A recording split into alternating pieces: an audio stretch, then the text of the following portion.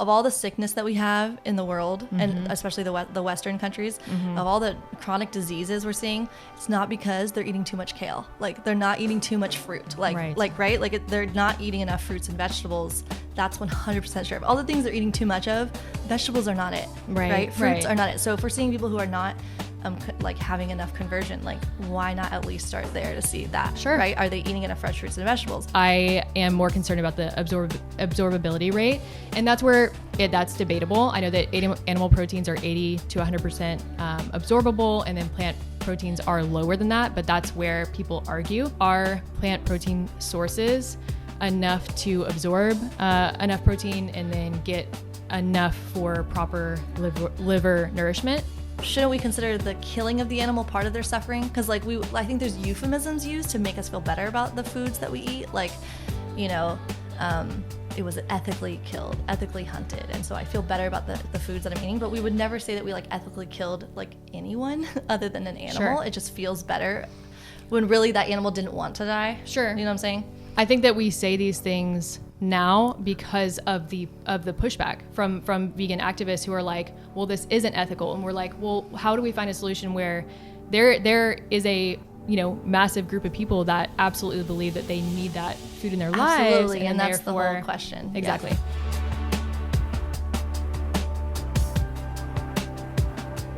Hey guys, welcome to another episode. You are going to love this conversation my friend Kori and I had.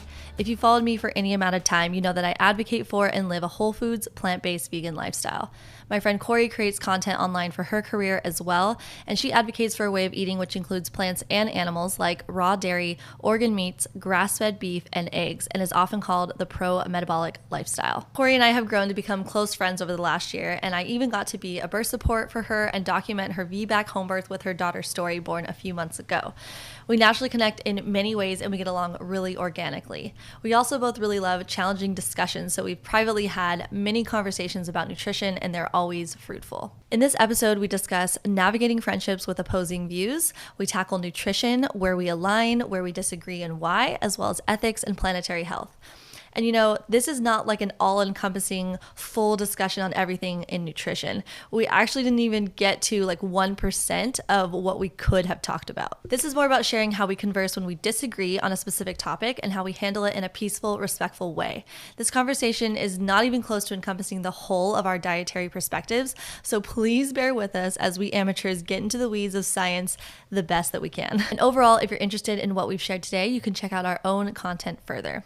I love and respect Kori so much, so I want to give her mad props for coming into my space to publicly have this conversation. I think a lot of people don't realize how difficult it is to find someone who not only enjoys civil discourse and challenging discussions with opposing views, but someone who is also willing to have these types of discussions publicly online.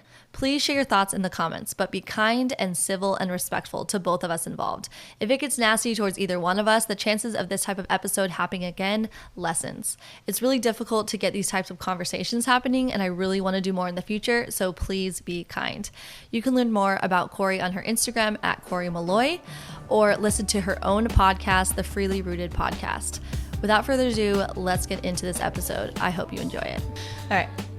Thank you so much, Kori, for being here. I am so excited to have this conversation today, and I know that we really enjoy these conversations in person, but it's a whole other ball game doing it publicly. So yes. I really appreciate you coming on the show today. Yes, I am very excited to be here. You mentioned it probably I think 2 weeks ago. You're like, what do you think about this? And I was like, I feel nervous about that, but let's talk about it. And I'm just really excited to be here. So I just appreciate you having me. This is such an honor to be here and talking about these topics with you, and just being able to do it in a respectful way. Totally. I mean, and that's how our conversations always go. So I just knew it would be like that here, and it would just be the perfect conversation to have on here. Although there's other topics we could totally talk about too, which maybe we'll do in the future. Yeah. But so my first question for you is, did you have, it sounds like you did, have any reservations coming on here today? And why don't you share with us what those are? Yes. I had a couple. I would say the first, which I feel like you and I actually really agree on, is that food is just one tool in the toolbox. And I didn't want to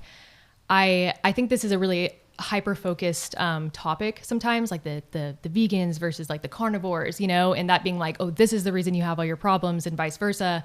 And I just think it's one tool in the toolbox, and that so much more needs to be talked about, you know, in the discussion of health. But you and I discuss that all the time, and that's why you're the perfect person to be sitting here and talking with about this. And then the second reservation would, I guess, just the idea of, you know, I'm in your space, your territory, and I've had experiences in the past where followers of yours have come to my page whenever you've like reshared a story or something that had nothing to do with food.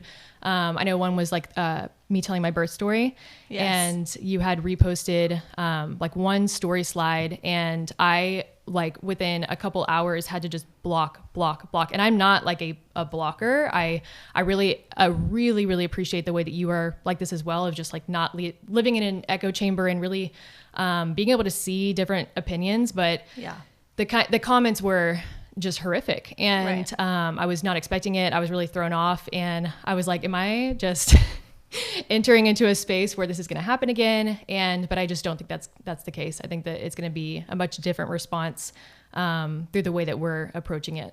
Right. And we've talked about this before for anyone who's listening or watching this, about like how I'm totally in agreement of how horrific that is. And I don't think that that's helpful, nor is that, I don't think that's helpful for the person, like not only not you, but it's not helpful for the person speaking in that mm-hmm. way. Just like name calling, jumping to conclusions. Like just to me, I find it so disingenuous and not helpful personally. Yes. Like just at all. And I think one of the most important things that I've written down here that we need to like address that's really crucial is understanding people's intentions behind things. So if anyone like came onto your page, obviously I was like so annoyed when you told me that like mm-hmm. earlier, like, yeah.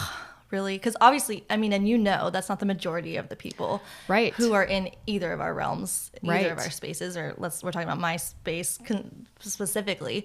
But there's going to be outliers, and there's going to be, you know, differences on how people handle things. And I completely disagree with it. I think it's super important to realize people's intentions, and that most people are doing what they think is best with the information they have. Mm-hmm. Like, especially this is so crucial when navigating conversations like this. And so a lot of people listening, I'm sure, are tuning in like, okay, they're really good friends. How do they navigate this? Which we'll get into.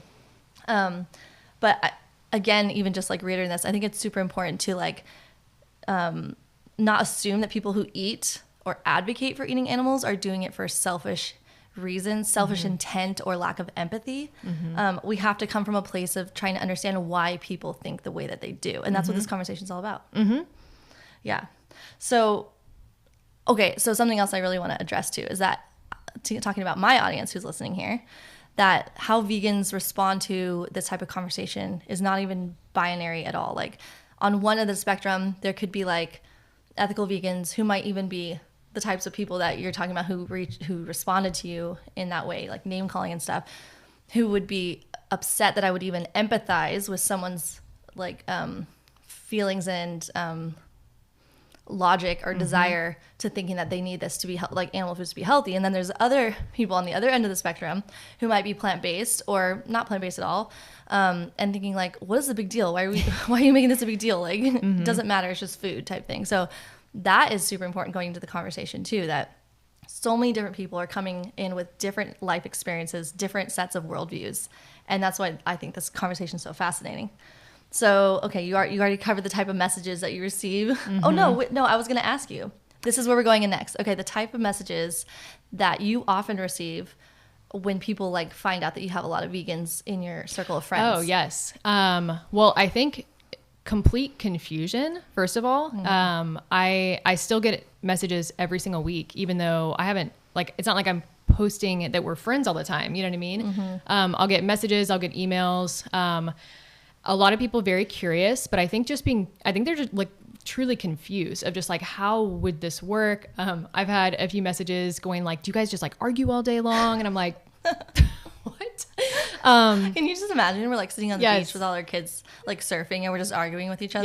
Yes. And there are a few times where I actually reply to the messages because I want to have an opportunity to be like, hey, like this, you can have relationship with people that you disagree with. Like that is humanity. Like that is humanity. And that's how you grow and you learn from each other, and how boring would that be to like live in an echo chamber where you only, surround yourself with people that think exactly like you? Because honestly, I don't know anybody that thinks exactly like me. Nobody. I would be by myself. Totally. My husband even, we disagree on plenty of things. Same here. Same.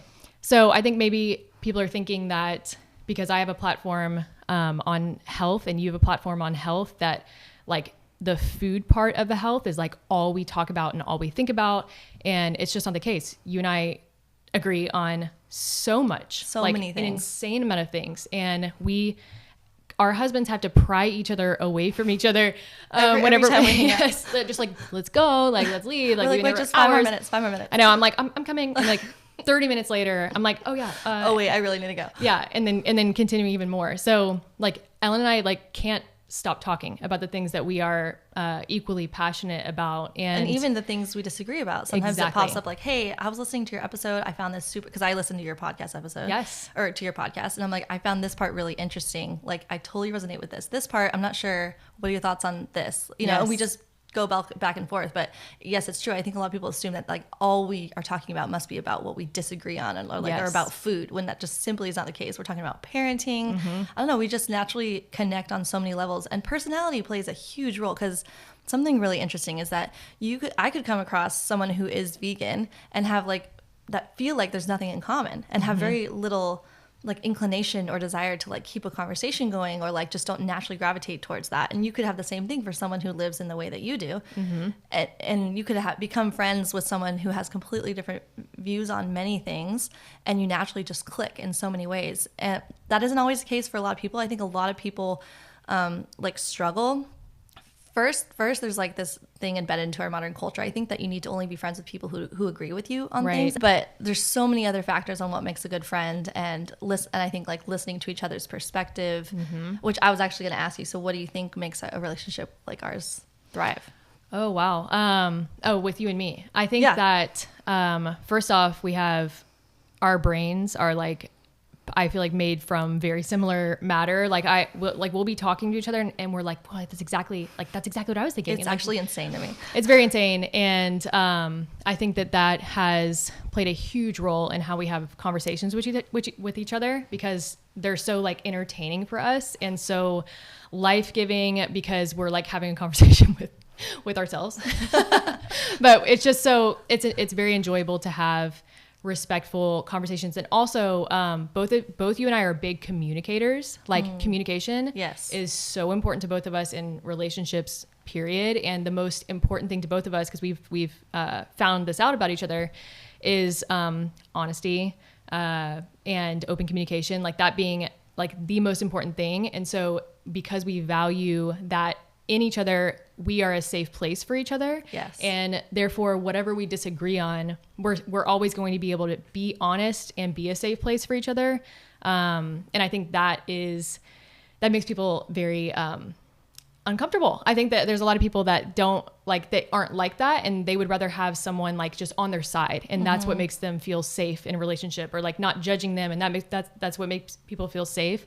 And because Ellen and I like value a lot of the same things, I think it makes conversation so safe. Well, and also there's the aspect of we aren't judging each other. Yes. Where the goal is how to best understand each other's, like why we think the way that we do. Exactly. Whereas you're right, it is easier and really fun sometimes, and a lot of times to have friends that like agree with you on these topics you're really passionate about, of course. Yes. But I think because we're both like Enneagram 8s, which we talked about the Enneagram in my last episode, that plays a role into like, I guess I kind of like thrive on conversations with controversial ideas. My friend Josefa and Danielle sent me this screenshot of like a deep dive into the Enneagram 8s. And it was like, one of the things was like, we'll ask hard questions and like uncomfortable questions just to see how people react, to see if they're squirmish, how, if they get squirmish. Yes.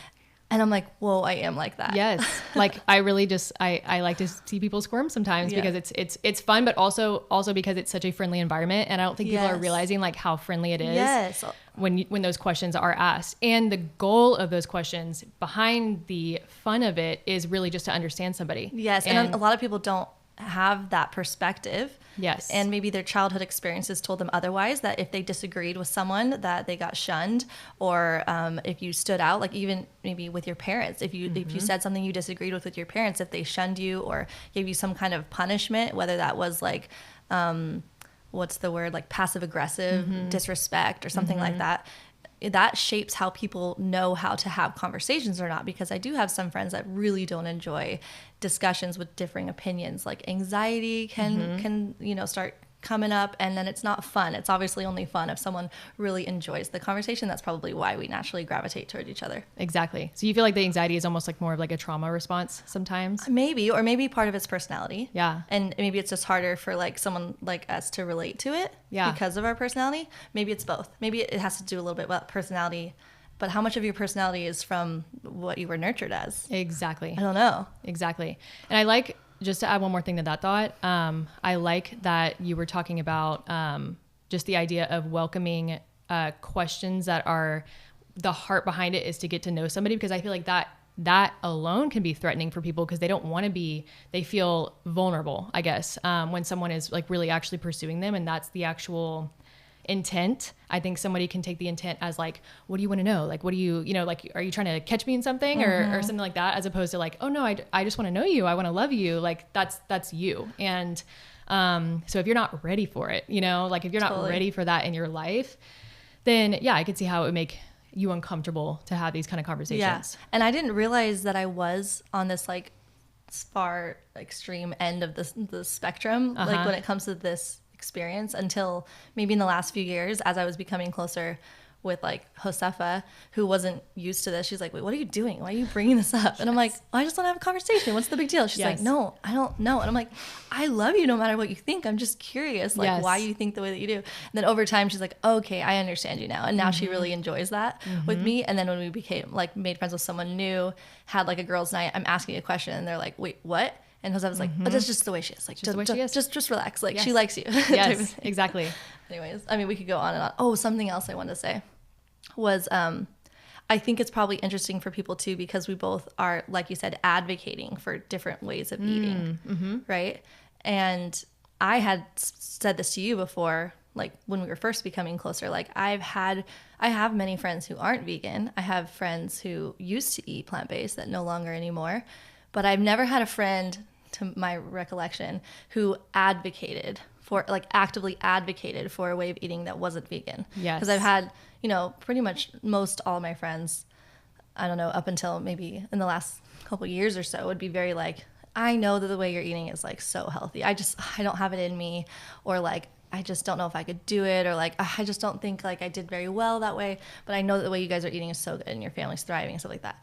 But then when it came to this, it was like, oh, like you're like actively advocating for a different way of eating. So that was a different space for me, but I still like totally found it compelling. And that's why I was like, come over for a girls' night. Let's like get into this. Yes. And oftentimes we just don't even have the time to get really too into it, because I think these types of conversations do require undivided attention, which we don't often have with all the kids. Very rare. Yeah. Very so rare. if we do find a moment when we're alone, like walking away from somewhere, we'll like dabble. But we've only really had like deep conversations about what we really disagree on like a couple of times when we were alone for like a period of time, a significant period of time. So that's to put to rest anyone confused on how we handle. Yeah, just basically respectful conversation. And I also, to add to what you just said, I just really respected the way that you were honest whenever I had moved here, and you were like, yeah, this is how I felt. And I was like, oh my gosh, that takes so much, I think, humility to be like, this was interesting to me to navigate. Like, here's somebody advocating for a different way of eating. And it was just interesting. And like, I just thought it just took so much humility for you to say that, which tells you how grounded and confident you are as a woman. And that's something I really respect about you. And that's probably why we got close together, because you're like a question asker. You're like literally made for podcasting, I think, because you're so good at questioning. Everyone, Thank you. Actually, when I first met you, I was like, wow, you ask a lot of questions. Like getting to know, like so good at asking questions, you put it on other people because you want to learn about them. Yes. So I also think that maybe you're, because it's surprising that I don't think I really get emails like that you get, of people being like, why are you friends with someone who's not vegan? I don't get emails like that, which is kind of surprising to me. I kind of would imagine it'd be the other way around. Right. Since there's a lot of like conviction within eating vegan, I guess. Yes. I do get questions of like, do you have friends who are not vegan? But nothing like specifically pertaining to us that I've noticed, but maybe I just don't see Yes. I don't see all my messages, that's for sure. But I think maybe you're getting more questions about that because everyone pretty much knows that there is like veganism is like the only diet that there's like a conviction aspect that's more than just your health. Like Exactly. Not everybody who eats plant-based, obviously there's people who just eat plant-based for their health, but people who are vegan and ethical vegans, like there's a conviction morality behind it about the animals. And so I think they probably ask you like, how do you not feel judged by people who are vegan because you're advocating to eat animals while and I think people maybe don't realize that like your friends in this space, like all of our friends who are vegan, like that's just not how they operate. They aren't thinking like that towards you. They're if anything, still interested in hearing your perspective. Yes. And I was also thinking of at my mother's blessing, you guys threw like a mother's blessing for me before I gave birth. And our friend Danielle was like, I would even bring you like a meal with animal food in it. And people were like, what? I know. I was like, you would? I wouldn't. She's like, maybe I wouldn't, but that's the love and the respect. She was just showing. Yes. And I was like, I wouldn't do that. I was like, I would just bring you like a Pro Metabolic vegan, like which is what I did. I told her stuff. I was like, I want to try to make her Pro Metabolic way of eating like vegan like see if I can do that. Yes. That's you totally did. True. Okay, so let's get into it then. Can you share people who don't know like what you specifically advocate for? Like what is like your way of eating and living that you teach and tell people about? Yeah. So essentially my like philosophy, definitely not original to me. There are many amazing people that have walked before me that I have strived to learn from. But essentially it is all about optimizing the metabolism.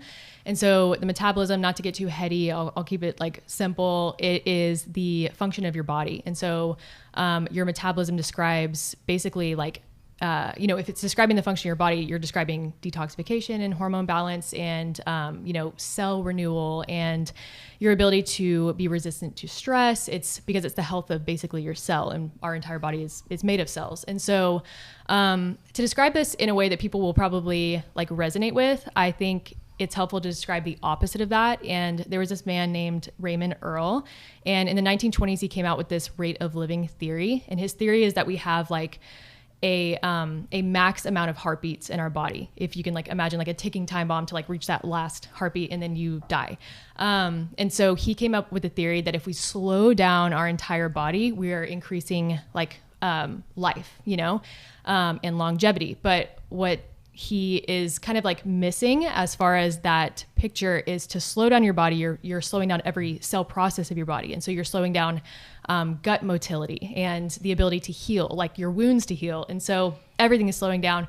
However, there were a lot of health crazes and I guess philosophies that were birthed from that idea. And so like some of them, not to trigger anybody, but like cold therapy, intermittent fasting, fat as fuel instead of glucose as fuel.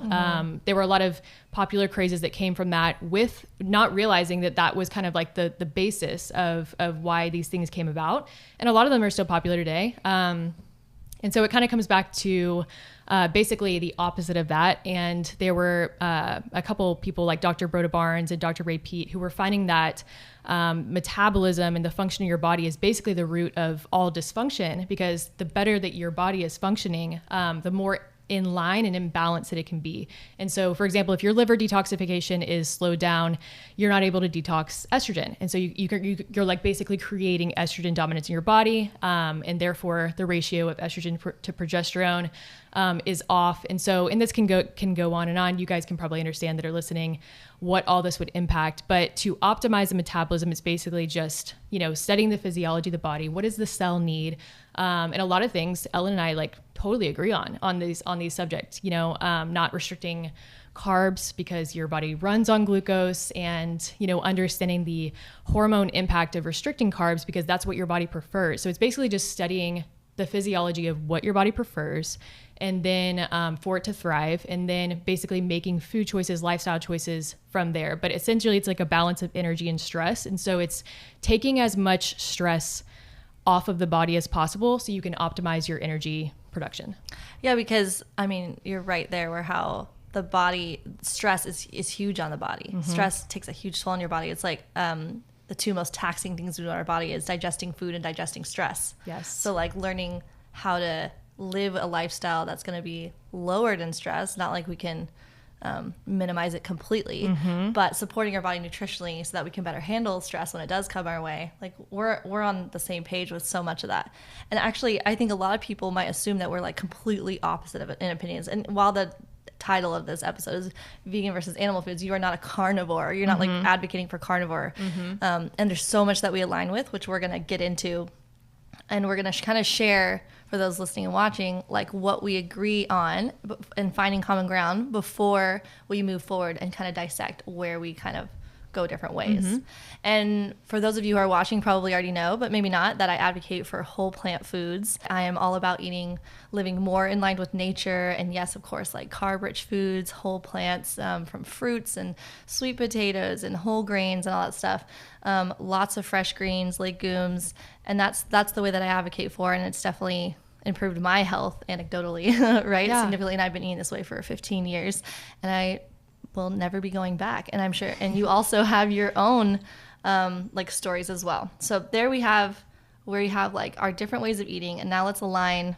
Oh, before I get into that too, we just want to say too that like neither of us are experts in the field of like science, right? In nutrition. We're coming from what we've learned with our own research. And I think this is a perfectly matched conversation because we come from the same like way of navigating the topic, right? Yes. As opposed to like if you were to sit down with like a plant-based doctor and dissecting science that way, or me vice versa.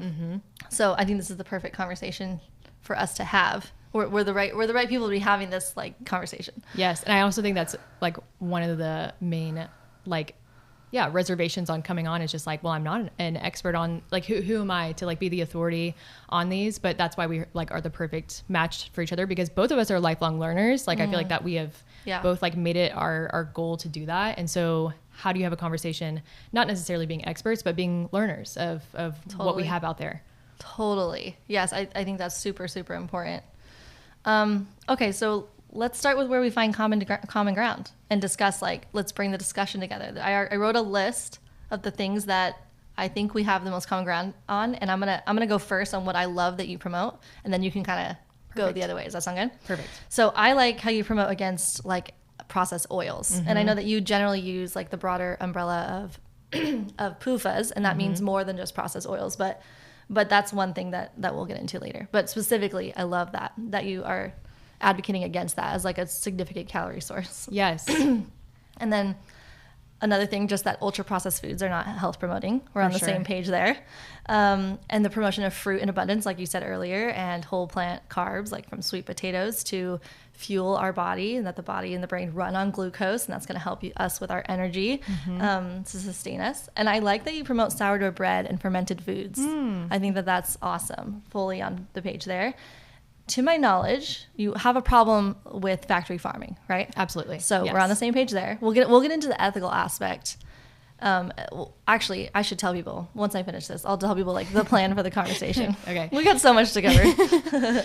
I love how you promote healing from the inside out and not fad dieting or diet culture, like extreme dieting, restrictive diets, because we're both in agreement on like abundance, eating till you're totally satisfied, eating like a woman, not like a toddler. Yes. I'm fully there. I think one of the main reasons that a lot of people don't do well in plant-based eating is they're not eating enough calories, specifically from whole plant sources, but in general, yes, to not calorie restrict. I like how you promote eating at night even if you're hungry before bed. That was interesting to me and not something that I hear many people discussing. Yes. But I love that it's just not like about just restricting your calories, like when your body's telling you that you're hungry. So love that. Limiting stress in your life, getting sufficient sunshine, not obsessing over fats, carbs, and protein, but just having a healthy balance. I've definitely had in the past being like, oh, it's more about this. We need to have more of this. And I'm sure you have in the past as well. Just look at all the things that are sent our way. We're on the same page even about like workouts. Yeah. About a few times a week, weight resistance. You do not need to kill yourself over the running machines. You don't need to be working out every day. If you're in a place where you're having to work out every single day to maintain your optimal weight, like that's not the place you want to be in. It shouldn't be that hard. And just like things like super high fat keto not being optimal. I loved your episode on breaking down popular diets. Oh, thank you. Yeah, there was a lot that was one where I texted you after. I was like, I sent you a voice message. Okay, this is where I agree. I really like that you said this. Yes. Obviously we don't align with this part, but yes. But you had like overwhelmingly positive. It's all positive, by the way. It's all positive. Even if she's giving like, hey, here are my thoughts on this. Like it's still always positive and like friendly. But yes, so much of like fuel, as far as like foundational things, we totally agree on. That whole list was epic. And also, if I could add to it, even just like the kind of water that we drink and understanding like proper, filtration, remineralizing. We both have like a huge emphasis on minerals, I feel like. Right, for sure. Yeah, you actually got me onto Pristine Hydro.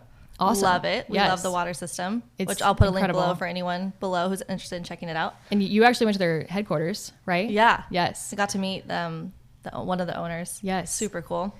I think another one would be, you may have already said the whole like nature thing, like being outside, syncing up your circadian rhythm and like getting the right kind of light, exposed to your skin and your eyeballs and like, not staying up till 1 a.m. looking at blue light. For sure. It's a lot of the foundational things, like we're just in total agreement.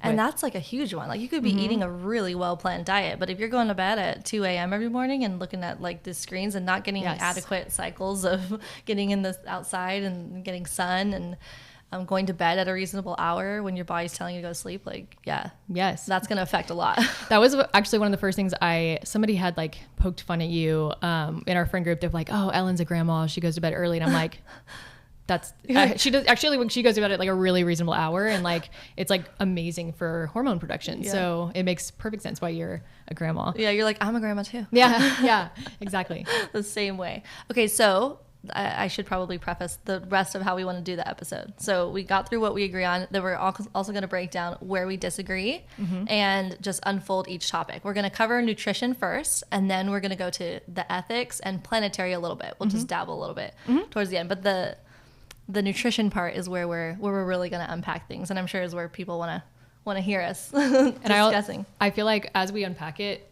and I was telling her this yesterday, I was like, I feel like as we unpack these, we will find even more common ground of things of like, oh, actually we're on the same exact page about that, Totally. Or slightly, Slightly. But at least being able to see, and that's the goal, is being able to see eye to eye, finding the middle ground and seeing where we agree. Right. Exactly. For sure. So before we get into that, then let's just talk about the fundamental place where we go separate ways. Yes. So for you advocate for like significant animal food consumption, whereas I advocate for like more high calorie whole plant foods and, like greens, legumes, root vegetables. My throat. Don't know what's happening there. I read a lot of storybooks to just go out scout this morning. Too much reading. Healthy fats like avocado, coconut, pumpkin seeds, flax, chia, and as well to eat a lot of dark leafy greens. So that's where we part ways. So firstly, let's start with my first question to you. I think we'll kind of go back and forth where with each topic, like you can answer first and the next one I'll answer first and then we respond. Oh, great. That sounds good. Yeah. Okay. Which we didn't talk about before. So animal foods, first question for you. Do you think that they're a necessary part of a healthy diet, and can you do the pro metabolic lifestyle in a vegan way? Both of these are fantastic questions. I would say the first question is obviously one of the most popular questions that you see in this world. And a couple of like the popular criticisms I'm going to list. I think that they're debatable. I think that there's going to be like some back and forth of like, oh no, like you're wrong about this statistic and this is what I think about this statistic. And then I'll get to my most important one at the end. But obviously the first one would be I'm laughing at the idea of saying this word, but protein. I feel like that's something that people like eye roll at if they are plant-based, because they're like, oh, you think that there's no protein in plants? Absolutely, there's protein in plants. I am more concerned about the absorbability rate, and that's where that's debatable. I know that animal proteins are 80 to 100% absorbable, and then plant proteins are lower than that, but that's where people argue. Is it 50 to 60? Is it 60 to 70? I don't want to get into the weeds of that, but I think the most important thing to me is that someone is getting enough protein. And one of the more important but less talked about reasons for that is to fuel the liver.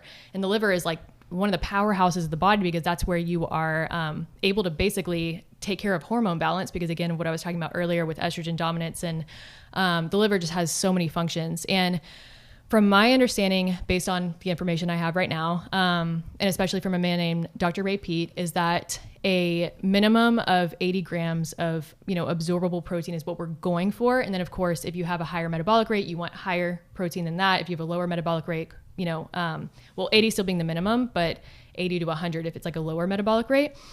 And, but of course people are going to have different opinions on that. And that would be kind of just like my first point is like, are plant protein sources enough to absorb enough protein and then get enough for proper liver nourishment? And then the second one would be, obviously, speaking of absorbability, it would also be the bioavailability of the nutrients involved. And Elle and I are on the same page of just like, your plants are only as mineral and nutrient rich as the soil. And we're both like on the same page about like your soil is so important and the health of your soil is so important. And it's one of the reasons I'm, big ag and factory farming like have created a major problem for us. But the bioavailability of nutrients would be something that I would be concerned about and possibly criticize, but I would be open to a discussion about it.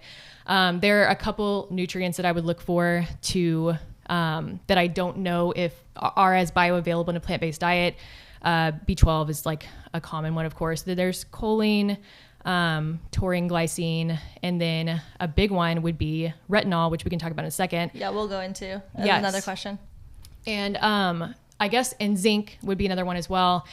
Plant-based diets get criticized for iron, but I also want to talk about iron in a second as well. I don't think that we are deficient in iron as a global issue. There was an iron fortification program after World War II where iron became one of the most abundant minerals in everything, just everything. And then a lot of us, if we were eating processed junk in the 90s, then we were exposed to a lot of iron fortified foods. If we weren't taking a whole food prenatal, then we would have had iron in that. Iron supplements, multivitamins, a lot of these, if we were ever on birth control, big hit of iron. A lot of us are not deficient in iron. But I will explain the iron situation in a second. But basically, essentially, if a plant-based diet is not meeting these through food, then what do people look for after that? They'll be like, okay, well, I can at least supplement this without contributing to the death of an animal. Like, would you say that that's kind of like a logical step, I guess, if someone's not meeting the nutrient needs from plant-based? Right. That's like a whole thing. Like that's the question. If you can't eat this way to be healthy, then you can't expect people really to do. I mean, there's going to be some people who are ethical vegans be like, no matter what, we do this. Yeah. But most people are going to be like, we do this, for the animals and the planet. And also we know that we can do it because we could be healthy. Yes. So my question to you would be like, is there data showing that vegans are protein deficient, that they're not getting enough protein? I don't know about the data that's showing like this or that. I think data is where it gets a little muddy because we're not able, it's very hard to study that specific topic. But as far as I think it's extreme. Well, I think diets in general are hard to have in a controlled environment where you're looking for, studying diets in a controlled environment where you're looking for the function of certain organs, I guess. And so, well, you would want to look at like vegan populations and see if they have deficiencies in things like choline. And like, we just don't see that from looking at vegan populations together. So like talking about like the amount of grams that we need as like a protein that we need and going over the whole, if protein is less bioavailable, the question really should be, okay, being a little bit less bioavailable, but do we need as much as that as the animal foods have? That's the question, is what do we need to thrive? Exactly. And so the best way to answer that, I think, is to look at vegan populations and you test their levels of things like vitamin A and choline and stuff. And we're just not seeing like lower levels of that. For sure. So there's no, like, to me, there's not evidence that like you can't get the adequate protein or that it's even hard to get the adequate protein on a vegan diet. Because if you're eating legumes and just a wide variety of plant foods, really, like if you're eating an only grain diet, okay, that's not going to be healthy and for a wide variety of reasons. But if you're eating a wide variety of plant foods and you're getting beans in your diet, lentils, a wide variety of it, like you should have no problem getting sufficient protein. Sure. Yeah. So this is going to be a topic where you'll have people back and forth going, well, what about this? And what about this? And what about this study? And I think that's when you can just look at yourself and be like, hey, am I thriving? Do I have sufficient levels of this, this, and this? And if not, so hypothetically, if it's not the case, if you're deficient in zinc, for example, because that's just it's a popular one. Now, you probably have different thoughts on like, well, were they eating this, this, and this, if they were deficient in zinc, and have a lot of different, like discussions you can go down there. But if someone is deficient in a certain mineral, for example, so like zinc being one of them, we can look to nature to see if it's going to be beneficial for us to take it in an isolated form, basically. So on the topic of supplementation, and this is a whole thing that we don't need to go like down, but essentially nature is obviously and we totally agree on this, like nature is the smartest thing when it comes to like how are foods actually like working together. And if you think of a cherry, for example, cherry is like a fantastic source of vitamin C. Why is it a source of vitamin C? Because of everything, all the cofactors with the vitamin C that work together. So we're able to utilize the vitamin C in our bodies, bioavailable copper, and like I said, the cofactors. So if we think we can just strip off the shell of the vitamin C, which is ascorbic acid, and just take ascorbic acid and have no consequence to the body, we're fooling ourselves because it would have to come from our own reserves. And so when it comes to minerals, if we are deficient, then my question to that is, the long-term effects of if you do take a supplement, understanding that if you take zinc, for example, which works with copper, you're pulling from your own copper reserves to be able to sustain that zinc in the body. And well, I guess unless you're taking like a zinc copper combination. Well, but both of those being isolated minerals, they need both the cofactors that are found in the whole food source. And so I think it's interesting whenever you look at nature, because not only are plants a perfect example of how things work together, like the cherry, but also animal foods being another one, like oysters and liver. All of these contain those same like buddies, as you can see, like the cofactors and everything that works together to make it work in the body. We can see them equally in plants and animal foods are a more bioavailable source of that. And so I think that is an important conversation to have. Now, am I saying you're going to be deficient in zinc and therefore you're going to have a problem? No, I can't say that. Who am I to say that you would be deficient in something? And you guys take amazing care of your soil and locally source a lot of things. And the land is very lush here. And so that would be, it's debated. it's debatable. Yeah, well, that's why like we could go on and on, right, about it, or listen to scientists and doctors talk about the bioavailability of different plants. But at the end of the day, I feel like I'm going to go back to the best way to tell is if you look at vegan populations and see if they're deficient in those things. And if they're not, then maybe if they're less bioavailable, or that they are less bioavailable than like animal foods, maybe we don't need as much as we think, as like you might be inclined to think, like, oh, look, there's more of this, but more isn't always better, right? The dose is what makes the poison of what we need and what we don't need. Because if you isolate a certain vitamin and give it to them in like a study, right, if you're getting too much. So I'm going to give an example of like oxygen. Like if you give someone 100% pure oxygen, and like that's not going to do well for them, because like oxygen in nature is only 20% oxygen, because we're not supposed to be having so much. So that's why I don't know if that argument is the best argument to decide whether like eating plants is sufficient. I think the best way to look at it is like through studies of human populations. And so if you can say that like if we see vegan populations not being deficient in something like choline and vitamin A, like would that mean that in your eyes that you could do it healthily? That everyone could do it? Well, I guess we'll go down to that later, right? Okay. So that's like if they're eating a well-planned diet. And that goes for even like pro metabolic eating. Like you could eat a not well-planned way of it, right? If someone's like, oh, I was deficient in these things, and you'd be like, well, wait, what were you eating? Right. Well, I was eating pro metabolic, right? That's the same thing for vegan. There's like a million different ways to eat vegan. You shouldn't have a problem, in my opinion, especially if you're eating enough calories, because the more bites of food that you eat from whole plant foods, the more nutrition you're getting in your body. So, and then, so going back to going off of that, going back to my last point, that is where my question is in vitamin A. So, and I think we'll talk about vitamin A like later. Let's do that like a few questions down. But yeah, just cap it for now. Yeah. If it's about vitamin A, should we just wait till we get to that question? Well, maybe I'll just state it, okay, which is that I don't know. So retinol is going to be like real vitamin A, and then there is the vitamin A that comes from plants. It's converted into retinol in your body. And we can talk about, is the conversion rate sufficient, especially with the stress of hypothyroidism, like basically the state of the world right now. Are we capable of converting beta carotene to retinol, basically? Okay, should we just do that one now then? Should Sure. we do the one about vitamin A? Yeah. I'm like, oh, fine. We got our notes, man. We come with notes. Okay, let's do that, and then we'll just come back to the next question, which would be like saturated fat. So I'll just go first on that then, on beta carotene. Oh, go ahead. Yeah. Sound good? Okay, so the question is like, can we get sufficient vitamin A if we don't consume vitamin A directly, right? Because we're eating beta carotene from plants. Yes, because our understanding of vitamin A, and I learned this in nutrition school in a nutrition class in college, was we will convert the exact amount of beta carotene that we need into retinol. You don't need it from animal foods because vitamin A toxicity, and like we just like that was like pretty much the end of discussion. Right, it's more in depth than that. Definitely, for sure. But I'm going to go back to the same thing of looking at Western cohorts of like vegan populations and see if they across the board are showing vitamin A deficiency, and we're just not seeing that at all. So to me, that says it is converting properly. And I'll say these studies in a minute. So we're going to put a few studies on the screen for the ones that we both bring up. So a lot of people bring up like the BMO1 gene. Yes. Being like, people talk about these conversion issues like beta carotene and choline, and talking about how different people can convert it well, which is true. There's a percentage of it, like I think it's like 50%. I think earlier you had told me in a conversation you thought like 90% of people can't convert beta carotene. Not period. So do you think it's more like a dial, or is it like a all or nothing thing?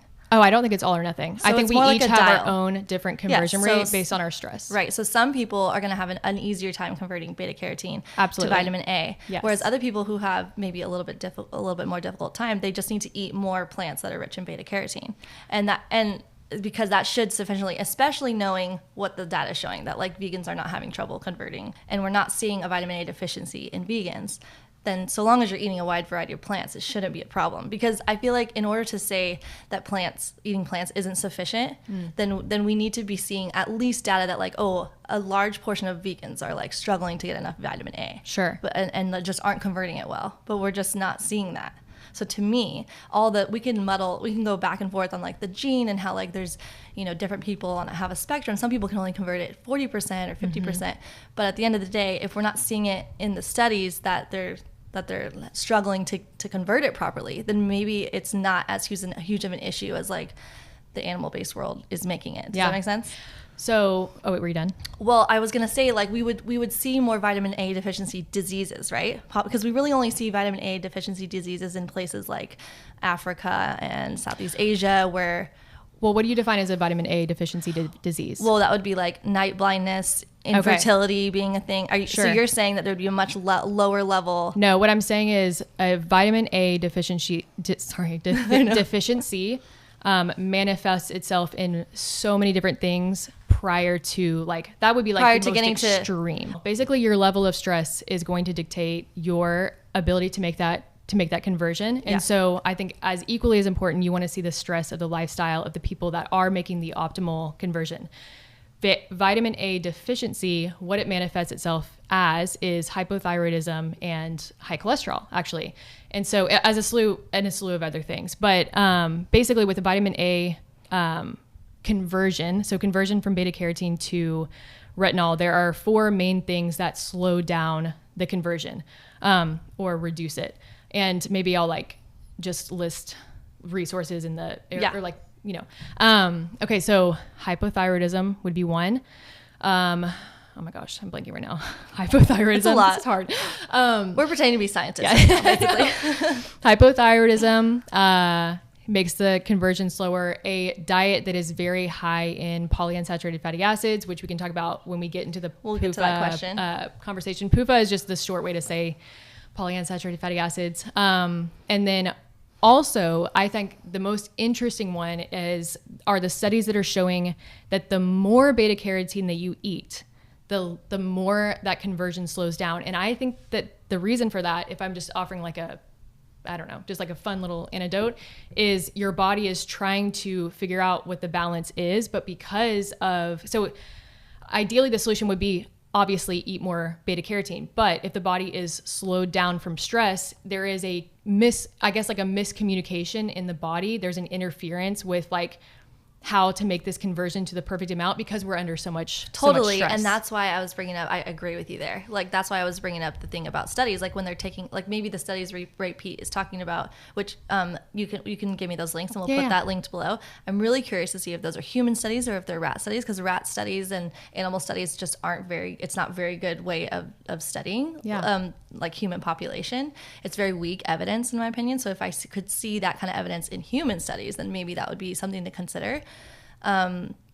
But these studies that I'm seeing, to my knowledge, are not taking into account the stress of someone's life. So like if someone is eating a plant-based diet and they're living in a way that's healthful, that we both agree on, like low stress, like I imagine, we don't know for sure, this is like a hypothesis, especially like I would like to know if the studies are taking into account that, because maybe their conversion rate will be a lot better. Yes. You know? And it kind of brings back the philosophical point of like, how do we take the most stress off of our body? How do we optimize metabolism? And maybe someone can perfectly make that conversion possible, like a low stress life, figure that out. Like maybe they are able to make that conversion. And it kind of brings me to the question of just like, do you think plant-based is sustainable for everybody? Because retinol is this very essential, in my mind, in my opinion, nutrient that people can rely on for their vitamin A resources. And we've also, what I think is interesting is studying or observing, like Weston A. Price, obviously you're familiar with him, but these were a lot of his observations as well before we even understood nutrition science. Nutrition science is such a new study, you know what I mean? Like we're still in the baby stages of being able to understand like how there's food so affects much we the don't body. know. Yeah, for sure. So much we don't know, so much we haven't studied. But instead, how can we observe basically like what different cultures and indigenous people were eating? And I know like liver was obviously like a huge one that he discovered, that a lot of the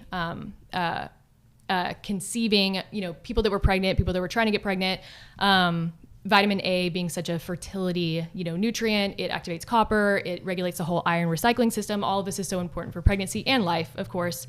But what I see, and this is of course anecdotal, and what many of the experts see in this field is vitamin A deficiency, not getting enough from beta carotene, therefore they're not able to activate that copper, therefore they're not able to regulate that iron, then that can show up as iron deficiency anemia. Other things can lead to anemia as well, but to fix the anemia, the most important things are vitamin A, copper. And so it just poses the question of just like, okay, can this be done? Can this not be done? Right. And that's why I love getting into these conversations, because it's like, like, can this be done? You know? Well, there's a couple things that I would say. Firstly, the thing about anecdotal evidence of them seeing that, I would like to know, like, obviously we can't really know, but what those people's lifestyles were like. Sure. And if they're not eating a very healthy diet, right? Like just a healthy diet with lots of fresh fruits and vegetables, because the reality is most people are not eating enough fruits and vegetables. Like, of all the sickness that we have in the world, and especially the Western countries, of all the chronic diseases we're seeing, it's not because they're eating too much kale. Like, they're not eating too much fruit. They're not eating enough fruits and vegetables. That's 100% sure. Of all the things they're eating too much of, vegetables are not it. Right? Fruits are not it. So if we're seeing people who are not like having enough conversion, like, why not at least start there to see that? Sure. Right? Are they eating enough fresh fruits and vegetables? And then on top of it, going back to the vegan cohort studies, I know I'm repeating myself, but these studies are showing them they all have, which I'll put up here. I have 3 studies, like big human studies of human populations, showing that none of them had low levels of vitamin A. They were all in healthy range. So if they were in the healthy range, that's considered healthy versus like vegan, non-vegan, is that considered sufficient for you? Sure.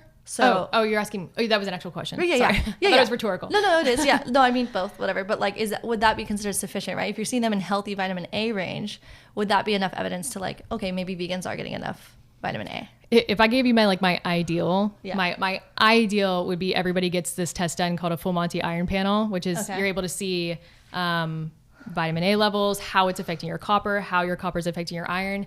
If I had an ethical conviction for veganism, like, this would be the first test I would actually do, is like to understand if I'm making that conversion rate, because what we're seeing is that these days, people, especially in the Western world, these days, a lot of people are over and over and over again showing that they're having a hard time converting the beta carotene into, but you made an amazing point, which is, okay, well, what are they eating? Yeah, we would have to eating? Yeah, Absolutely. and we'd have to look at the vegan populations to specifically know, like, do they get enough off plants to convert it properly? So I'll just quickly mention so they can pull up. And if you have any studies, you can totally put them up. Or if you don't have them specifically to talk about, like we said, we're going to put them all in the link below. I don't know if we'll have enough room in the notes on like podcasts or Spotify, but I'll put them on my website on the podcast page, and they're definitely going to be in my YouTube. It goes to like a Google Doc. It's just like pages and pages. No, I'll put it on like my website, like exactly on Perfect. the page. It should be enough. So one of them is this Swiss vegan study. The vitamin A status in vegans were well within healthy range. And I think like the most important thing to like drill home is just that, like, regardless of all the mechanistic speculation, like vegans, vitamin A status seem to be just fine, like compared to non-vegans. So like to me, I feel like it's sufficient. Like we could go back and forth on the mechanistic aspect of the different gene, right, of the gene stuff. But to me, that's sufficient. Especially there's another one again in 2020, a study of German vegans, vitamin A levels totally fine. And then there's also a New Finland study, vitamin A levels were perfectly fine. In the Finnish study, they did have like issues with vitamin B12 and D due to like improper supplementation, which we do recommend on a plant-based diet if you're not in an area that's like sufficient for sunshine, like to deal with vitamin D in that way with supplementation and B12 obviously. But all right, let's shift the conversation. We have a lot to get through and it's already a long episode. Honestly, we could probably leave our husbands there with the kids for like 4 hours and just keep going. But now we're going to tackle saturated fats. And I think we kind of came to the conclusion we want to just like, I'll share where I'm coming from with saturated fat and why I think the way that I do. And then you can share why you think the way that you do with saturated fat. We probably won't even have that much to like go back and forth on because we're just coming at it with different lenses. Yeah. And so I'll just share why, and then you share why, and then we'll move on to the next topic. Perfect. Okay. I do have one question for you though before I get into it because it knows for me where to go from there. Okay. Your answer. So like my first question is like, do you believe that elevated LDL cholesterol causes heart disease? I think that it is more about the particle size, but we're on the same page about that, right? So like the smaller the particle of the LDL particle, that is when it's a problem. From my understanding, it's not like LDL, it's like the particle size, because when it's a smaller particle, it's able to enter into the artery wall and cause that damage. Does it make sense? Elevated LDL causation with heart disease is like the most like studied relationship and strongest relationship we have like with science, nutrition science. And if we can't like accept that, then like we kind of have to throw out like everything with nutrition science. Right. And I just want to kind of explain what that is to like show that, because I do think a lot of times with saturated fat conversations, it can get in the weeds about, is saturated fat good for you? Is it not? And at the end, it's like, oh wait, one actually doesn't even think that elevated LDL causes heart disease, whereas the other does. And so we kind of have to be on the same page, I think, with that at least. Yeah. No, I don't necessarily think that LDL is good by any means. I think it's the ratio from the HDL to the LDL. So if LDL is like super elevated, and then the particle size being even more important to that is kind of what I meant. Okay. Does it make sense? Yes. Okay. Yeah, because we have cohort studies, we have genetic studies, which is like about that different people have these genetic basically adaptations or just in their genes that show that they tend to have lower LDL, and they significantly across the board have like lower heart disease risk. The lower their LDL is, the lower their heart disease risk. And then also the same, there's like 50 genes for that lower LDL one, whereas there's a couple even like high LDL genes where people just naturally from birth have a higher LDL, and we see across the board there's one that's like increases it a little, and then one that like shoots it through the roof. And like time and time again, if they do not catch it early, like these people die of heart disease in their 20s and 30s. And it's like the perfect what is the word for it? It's like the perfect randomized control trial because it comes from birth. Whereas like, statin drug studies, you're only seeing like a few years, and this is like from birth, so decades. So there's that. And then there's also like the cohort studies, as well as like the statin studies on like pharmaceutical drugs. And I think after like all that wide body of evidence, it's like really hard to refute that like elevated LDL cholesterol causes heart disease, to refute that. Sure. That's the only reason I wanted to get into that. But with that in mind, like to me, I feel like knowing this, we have strong understanding through studies that saturated fat does affect LDL cholesterol and is causational with heart disease. A lot of times people want to focus on the serum cholesterol when really dietary cholesterol, a little bit, but for the most part, it's the LDL, the saturated fat. And it's not just saturated fat, right? Like I think a lot of times people want to get into this. It's one or the other. It's sugar, it's saturated fat, but really it's a lot of things. Trans fats, the processed sugar, refined carbs from carbohydrates that are refined from sugars and flours, but also saturated fat, which is where we disagree, right? So I think the other things we can agree on, right? Like do you agree with that at least? Okay, Trans fats, gross. Causing heart disease, raising LDL cholesterols, and like the refined sugars. So the part that we disagree on is saturated fat. And I think it really depends when you look at these studies, because there are some studies, right, that say, well, saturated fat actually did better, like it helped lower cholesterol, the LDL cholesterol. Lowering LDL. Yeah, but the reality is we have to look at what were they comparing it to? What did they swap out the saturated fat for? If they swapped out the saturated fat for trans fats or refined carbohydrates, you might not see any difference or even an increase. Right. But if you're swapping out saturated fats with PUFAs, which I know you don't like, or MUFAs or whole grains, we're seeing lowered, consistently across the board, lowered LDL cholesterol. And this comes from human studies, wide cohort studies that is showing that. And even if you're taking apart, let's say there's a study maybe you present that's not kind of a weak study, and then maybe there could be one or two that I present that could be weak. But if you take out those ones and just do the really well mechanized ones, which I'll put up here, they have consistently saturated fat increases LDL, and swapping it out for the whole grains and PUFAs decreases it. And I'm with you. I don't think the processed oils, like the PUFA oils, are healthy, but for a different reason, which I think we'll get into. More so just about that they are rich in calories and a low source of nutrition. But if you're comparing it to heart disease and showing what the studies show, that's just what it shows. And so that's where I'm at with that. And I'll just put those studies on, because it really just depends on what you replace it with. So that's why I think that the evidence is clear that saturated fat does cause heart disease and elevates LDL cholesterol. And when you say saturated fats, just clarification, do you also include coconut oil, coconut palm oil, or are you comparing animal saturated fats with plant saturated fats? Yeah, I think mainly animal saturated fats, getting a significant source of your calories from that, because there's saturated fats a little bit in lots of different ones, and the chance of someone just pounding the coconut oil is different than what's actually happening of people eating a lot of animal foods that are rich in saturated fats. Sure. Yeah. So I think it's important to back up and talk about what these fats are. So saturated fats are single bonded structures that makes them very strong, that makes them very stable. And stable, when I say stable, that just means they're not breaking apart in the presence of oxygen, light, heat. And when you break apart, you are creating free radicals, and that can lead to a whole free radical damage cascade. And so they are the most stable, they are the most strong fats. They're also known as the warm climate fats. And so if you actually take an animal from a cold climate and move it to a tropical environment, their body, their fatty tissue will actually become more saturated. And the same thing with plants. And so the reason we see macadamia nuts here locally is they're actually one of the lowest polyunsaturated fatty acid content nuts out there, because they're in a warmer climate. So the colder you get, the more polyunsaturated fatty acid content, nutritional structure of the fats that you see, and the warmer you are, the more saturated the fats are. So because they are strong, like I said, they're more stable. Number one, man, I'm trying to think of the guy that said this. I love how he says it. It's Dr. Koris. Kresser? No. We're not going to think about him. Dr. Koris something else. He was just talking about the studies that have been done on saturated fats in general, and cholesterol and all that. And he was okay, there are the things that we have, and heart disease, sorry. There are the things we have thought of, that we've tested, and we will go back and forth for decades, on this and this and this and this and this. There are the things that we have not thought about and have not tested. And then there are the things that we have, can't ever think about. And there, as far as the cause of heart disease, there have been a lot of people going, hey, look at me over here. I'm doing this work. Please look at my research. Look what I'm doing. And that they have not been met with a lot of basically just being ignored by the medical community, basically.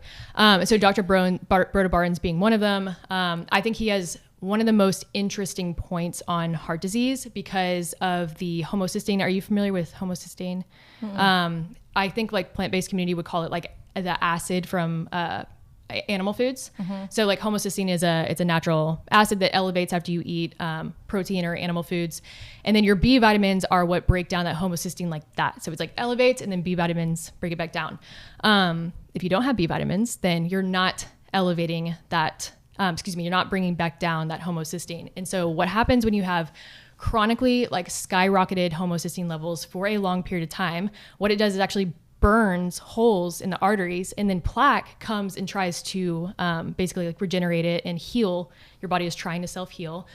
And so essentially there's two ways you can go with that. One is, okay, well, let's cut out the animal foods for sure. Like they're causing this like elevation in homocysteine. Like this is the problem. And Dr. Broda Barnes is like, okay, well, let's talk about the B vitamins. First off, why are you deficient? Second, why are you not absorbing B vitamins? And his conclusion, his big thing is hypothyroidism. So an underfunctioning thyroid hormone. If you have an underfunctioning thyroid, you're not absorbing B vitamins as well, and therefore you're not breaking down the homocysteine. And he was able to reverse heart disease in many patients by treating them with thyroid hormone and really healing their thyroid. So a lot of alternative practitioners will actually, they do understand this, and they will give B vitamins as part of a heart disease like protocol. And Dr. Broda Barnes is like, yeah, that is an option, but I'm just going to treat the thyroid. I honestly think that he literally was just supplementing with thyroid hormone alone just to see what happens. You guys can go look into his work yourself. I don't want to misquote him. Yeah. And obviously, like I said, I'm not an expert on these things. I'm just bringing different things into this conversation. But yeah. I think that it presents an interesting question of just like, are we hyper focused on something where there is a bigger picture involved? And as far as saturated fats, like in controlled studies, you can cause saturated fats to raise blood cholesterol levels for sure. What you're bringing up is the LDL, obviously. And that is one where I have not, and I can obviously list like a list of studies as well, but I have not seen a causal relationship with saturated fats and LDL, but more importantly, that size of the LDL, what is causing the degeneration basically of the lipids, like what is causing them to... So you think it's another cause? I think these people are gonna be like, who is this like medical questioner? No, we're just sharing like what we've read and learned. You know what I mean? I think that there is good reason to explore other answers, especially. Okay, here's a question then. Sorry to interrupt, but why do you think that the medical community is rejecting his studies? Is it possible they're flawed studies? Well, so medical community back in the 1920s. So there was a good. There are people that believe that there was a good reason to perpetuate the saturated fats are bad idea, because these polyunsaturated fats being good, because there was a massive need to sell a ton of crops of seed oils, vegetable oils. And so I guess it was, I think it was the 1920s, whenever some farmers, and actually this is interesting to look into just as far as saturated fats and polyunsaturated fats on the metabolism, because these farmers were like, how do we like fatten up our livestock and feed them less food with, or like feed them less with less resources. Does that make sense? Yeah. Make them satisfied, keep them fat, but with less resources. And so they started with coconut oil. And when they fed them coconut oil, the livestock got leaner. They were more active, and then they started losing, I already said that, they started losing weight. And then they were hungrier because their metabolisms were speeding up. And so they were like, ooh, okay, no, like that, we don't need that. And then they started feeding them corn and soybean oil, and they found that the opposite happened. They were able to reduce their metabolic rate by 50%. So they were able to feed them less, and they were continuing to get fatter and fatter and fatter. This is why cancer patients are fed soy oil to keep them from losing weight. And so the paint industry at the same time found out that they could make paint with petroleum instead of seed oils. And so they were like, oh, this is like such a cheaper option. And they needed to get rid of seed oils. And so they basically, they rode on this one study. They found that the seed oil was able to chemically dissolve the cholesterol, the blood cholesterol. But that poses an interesting problem because cholesterol is there to protect you. Cholesterol is just a response. It's a symptom.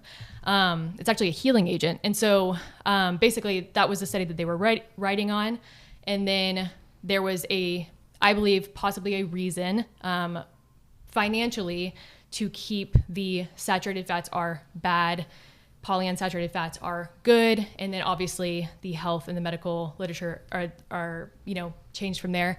I'm not sitting here questioning. Yeah, no, can I respond to that? Yeah. Okay, yeah. so I really want to see that study. I'm interested to see it. I haven't heard of that study from, what was his name again? The study with the seed oils? The one with the thyroid. Oh, Dr. Broda Barnes. Yes. Yeah, okay. yeah. So I'd like to see that one, which we'll get to after the episode. But about there's a couple things. About the incentive and like basically the corruption behind science, I think if anything, there's a much stronger argument of animal agriculture, big ag, having influence in studies than there is in seed oil, big seed oil. There's really not a big seed oil industry, to my knowledge, that influences our nutrition science like big ag. Big ag is so huge and they're so powerful with what they fund tons of studies, and they fund it in a way like to where their researchers know that if they don't give them favorable outcomes, they're not going to fund them again. So they have influenced so much when it comes to nutrition science, and I haven't heard of that at all when it comes to like seed oils. That's a really interesting historical story, and I'm sure that it's accurate. I'm curious though how it actually influenced science, like who paid for the science to show that like seed oils were good for you. Sure. I'm skeptical that like if the nutrition science would be hesitant to like, if it was a well done study, that they wouldn't want to use it. I would think that it might not be a well done study because big ag is so powerful. They would want to fund that kind of study to show that saturated fat is back in. With that, just to play like devil's advocate, like Ansel Keys, the one that started the saturated fat is bad, I guess like trajectory, he was met with absolute skepticism. Absolute. World Health Organization was just like, no, like we don't agree with this. Like there was a lot of skepticism with him as well. And so I'm just playing devil's advocate. Yeah. Really. No. Yeah. Heart disease was at its peak, like in the 60s before the processed foods industry. So I think that's important to consider. So if we're really going to say it's like processed foods and a lack of like nutrition from whole foods, then why was heart disease so prevalent like post World War? Because really post World War, World War II, we started to have more affluence. So we started to eat more meat, more animal foods. It used to be once a week, and then it turned into like an everyday thing. And that's kind of when we started to see like the skyrocket in heart disease. So to me, that's kind of like a direct correlation. In the 1960s? Well, no, it was at its peak by that time. Okay.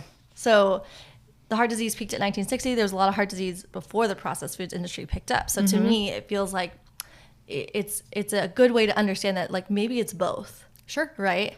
Sure. I'm always open to like examining both. I think the seed oils played a massive role in being a huge contributor to disease and cancer. And we're like on the same page there when it comes to processed foods. Like if someone's trying to be like, I'm eating pro metabolically, but they're eating like, Pizza Hut 4 times a week, you're going to be like, wait a second, let's like, and they're saying, I don't feel well. You're going to be like, okay, let's try to get out of the processed foods. And that's like exactly what I would say. For sure. Because it is the convenience factor plays a huge role, which I'm sure you and I agree on. Like you and I are both like one of the rare people that actually takes a lot of care into like what we feed our family, what we bring into our home, because we know it is easy to just grab the processed stuff, feed our kids the processed stuff, but neither of us are like that. I think that's another reason why we bond so much, because we're like, yes, make things from scratch, homemade, figure out like, garden and like get things with like nutritionally dense soil. So like we're both fully on the same page. I think the part where we end up like splitting a little bit is more like, is it just the processed food stuff or is it also animal food stuff? Sure. Yeah. But, yeah. So with that, why don't you go into saturated fat, your views on saturated fats? Yeah. Saturated fats, basically my views at this point on them, what are that they are healthy and done in the right way. Just like I can't say meat is healthy. Like there is meat that is absolutely unhealthy depending on how it was raised, what the cattle, what the livestock were eating, and then that goes for any animal. I think another interesting point is like mycotoxin exposure and just like a whole realm of things that could be inside of a saturated fat and animal protein that we're not examining at this point. And I think that we should. I think there should be a ton more studies on red meat saturated fats and looking at it from different angles. But what I do want to talk about is kind of just the chemical aspect of a saturated fats, because before we get into like, is it good? Is it bad? I think it is important to understand like what it is. And it wasn't something that I studied until like, I think 3 years ago was when I was like, what even is that? Like what even is a saturated fat? So, Saturated fats, it is a fat with a single bond. And so that saturated means it's like saturated with hydrogen, and then monounsaturated fats and polyunsaturated fats would be something with one or more double bonds. And the more and more double bonds that you have, the more flexible and pliable the fats are. It's the reason that a saturated fat is solid at room temperature, and then polyunsaturated fats are liquid for the most part. And so the more unsaturated you are, the more kinks you have in the system, and therefore the more susceptible you are to oxidative damage in the presence of light, heat, and oxygen. And so what we were kind of discussing before is basically what we see as far as fat in our food. It changes based on what your climate is. And so when you get to more warm and tropical environments, you see food moving to a more saturated environment, and it's a more stable environment. There is a whole entire piece that this guy, Dr. Christopher, I don't know why I'm forgetting his last name, but I will link that. I'll put it right here in the screen. Okay. He kind of goes into like, okay, how does our body even respond to a saturated fat, and like, what is it even doing for us? And I think it's wonderful. But basically, saturated fats, they increase your metabolism. They're pro metabolic, and they are very protective to the body. We've talked about breast milk before, I think, like saturated fats being the majority of the fats that are in breast milk. However, I'm actually really curious now if a woman lives in a colder climate, if her breast milk is actually higher in polyunsaturated or unsaturated fats versus saturated in a woman that's in a warmer.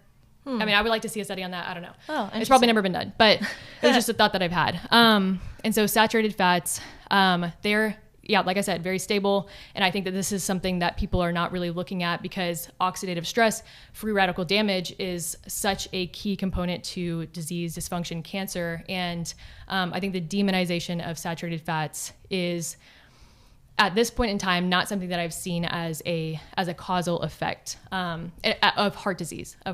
And when we can look at cultures who have been thriving off of saturated fats for a very long time.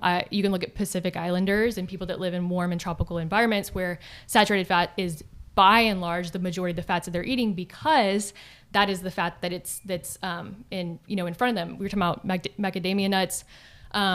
You will find local macadamia nuts here on the islands, because that nut is lower in polyunsaturated fatty acids, because it's in a warmer environment. In fact, like the Pro Metabolic approach to nuts, there's like a list of highest in polyunsaturated fats and lowest in polyunsaturated fats, and macadamia nuts is like, okay, this is the one. If you're going to eat a lot of nuts, like this is a great one, because there's not a lot of polyunsaturated fatty acids in there. And we can go over to like the effects of polyunsaturated fatty acids on the metabolism in a second. But essentially, saturated fats, protective, pro-metabolic, they act as like this,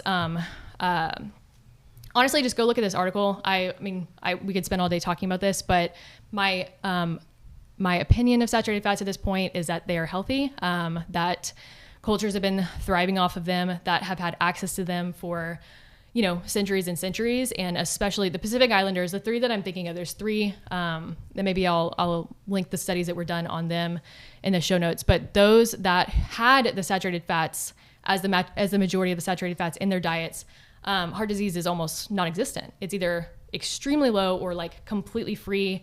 I know that the Maasai is another example of that, who eat a ton of like milk and blood even, and a lot of animal foods, and heart disease was almost non-existent in them as well. And so when we're looking at different cultures, I don't know if we have the evidence to say like, oh, saturated fats definitely the cause of heart disease, because we have the opposite, I guess, on the other side to observe. Okay, one question and one thing to say though. I want to understand you correctly. You're saying saturated fat in like the specific places, but wasn't saturated fat, I mean, that is what across the entire world, what people were eating to survive, because like to survive and thrive. So what would make that different for like Pacific Islanders versus, I mean, obviously it's not everywhere. So like rural China, for instance, like is an example where their traditional diet ate very little animal foods. It was like something used to like sprinkle on their food, and it was predominantly plant-based, and they had very, very low heart disease. And I guess when you're comparing would be like, what's the longevity like? Do you know like what their longevity was like in those areas?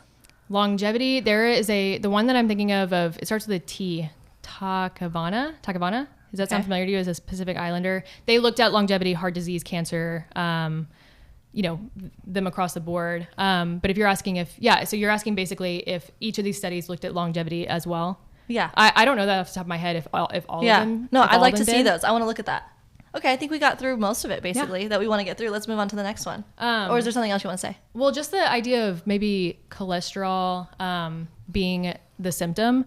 I think that is something that is really, really not talked about. And the statin drug industry is obviously a big one. And I think that, I think that cholesterol needs to be a conversation as far as like, okay, why is cholesterol elevated in the first place? It's a result of that coming out as a healing agent. And then, like I said, you can also be high in cholesterol if you are hypothyroid, obviously. And Broda Barnes was showing this in his work. But then that vitamin A deficiency, there's so many things that can lead to a high cholesterol. And I think that this is not really part of the conversation, but I think that is just it's something that I think we would be neutral on as far as the cause of high cholesterol as well. So interesting. Thank you for sharing all that. Honestly, there's so much stuff that we're just like from different perspectives and maybe different things that we're not considering in different ways. So when you hear about it, it's nice to hear each other's perspective on it.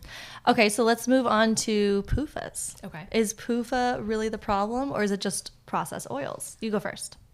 Okay, so PUFAs. You've talked a bit about it here and there, but why don't you just PUFAs? I mean, so essentially the oils obviously are the biggest offender, and then PUFAs, and basically what you need to think about with PUFAs is they have been shown, and I know that we talked about this before the episode, but they have been shown to basically, in short, like create less resiliency in your body as a reaction to stress. Also increase serotonin activity, which you may hear that and think, great, that's the happy hormone, right? It's definitely not the happy hormone. Serotonin elevates as a result of stress to slow down the metabolism.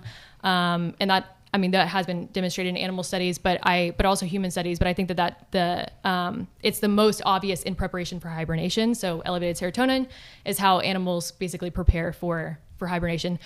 PUFAs also, they can increase estrogen activity, which can create a major problem over time and lead to things like breast cancer and fibroids and endometriosis. And I'm sure like one of your follow-up questions for this will be like, okay, well, how much? Like how much, and like what excess are we talking about?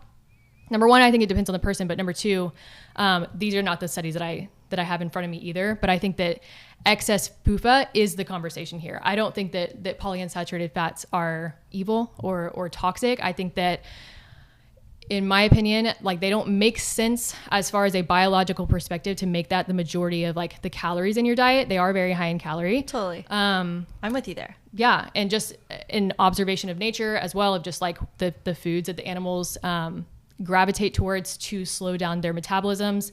And there have been a few studies where they've swapped polyunsaturated fatty acids with saturated fats in humans to watch metabolic rate. And those are really interesting. But essentially excess PUFAs are my problem. We're on the same page of like, no, I don't think that food is toxic by any means. I think that in its whole state, like in its raw state, it does, of course, contain anti-nutrients that are just there to protect the nut from being eaten. One of them is inhibiting digestive enzymes, actually. And so you're like inhibiting the absorption of the minerals and the nutrients from it. But with the caveat that you can reduce these. You can see these in squirrels. When a squirrel goes and gets a nut, they don't go eat the nut right away. They actually bury it like an inch under the ground, and that allows the nut to sprout and to release some of the anti-nutrients that are harmful to the nut's, the squirrel's body, and inhibit the absorption of things like calcium and whatnot. And so I think if nuts are properly prepared, meaning soaked in water, sprouted is even better, then you're looking at a much better whole food source. Okay, so I'm totally with you there on the soaking and sprouting of nuts and legumes even, and beans, to help with the bioavailability of the nutrients. Fully on board there. I think that it's more helpful to describe whole food sources of these foods then separate them from like processed PUFA oils, because I think they do different things in the body and attribute to our wellness in different ways or lack of wellness. So if we just say like PUFAs across the board, we're like, people are like, oh, I'm so afraid of nuts now, I shouldn't eat any nuts. Right. When really like studies actually do show like better health outcomes eating nuts. And I think part of that is because of the fiber content and the nutrients in them that people are swapping out as opposed to like processed foods. So I think it does attribute to like better health. For this doesn't mean pound the nuts. This is where we agree. This is, I think, something we figured out like down the road in our friendship. I think I had read a post of yours or something. I was like, ooh, I'm so with you on not like overdoing the nuts. You don't want to just like pound it and pound it and pound it, because now we have access to like bulk bins where it's just easy to just get a whole pound just right in your hand, when really the amount of care it takes to like properly open and get a nut out is a lot of work. And so you really wouldn't be eating like that many. But there is benefits based on like studies that we're seeing for health outcomes and better weight management even, which is surprising. Just eating some nuts here and there and replacing it. I think part of that, like if you're going to talk about like, let's say like a lasagna that I'm going to make, and I would use like a cashew sauce as opposed to a processed cheese sauce. You know what I'm saying? So to me, processed vegan cheese or not, right? Like that would be a different, like you would probably say that like dairy cheese, actually I know you would say that, is like healthier than a vegan cheese, like a processed cheese. But if you're just comparing like my family, I think that like a cashew type of sauce, not saying you should eat a ton of cashews, right? But when you are going to here and there throughout the week, every once in a while, that kind of makes sense to me, whether it be better health outcomes. Yeah, and it's a sauce, meaning it's it's complementary to the meal. It's not the meal. And I think that is what makes the biggest difference. For sure. And I think it's very rare that someone's getting the majority of their calories from nuts though. Like, like people can overdo it though when you think about it. Like we said, the bulk bins, and then also nut butters, like just slathering it on everything. But in mind of like a whole foods plant-based diet, I do think there's benefit to including it in your diet, like nuts and seeds, especially like hemp seeds. I just love hemp seeds. I think that's a great way to go. And I'll just put up a couple like studies about like nuts showing that they have better health outcomes. But the main reason I don't like PUFA oils is that they're calorically dense and nutrient poor. So like it's very easy with oils to get a lot of your calories from oil, and then you don't have as much room for getting calories from nutrient dense whole foods.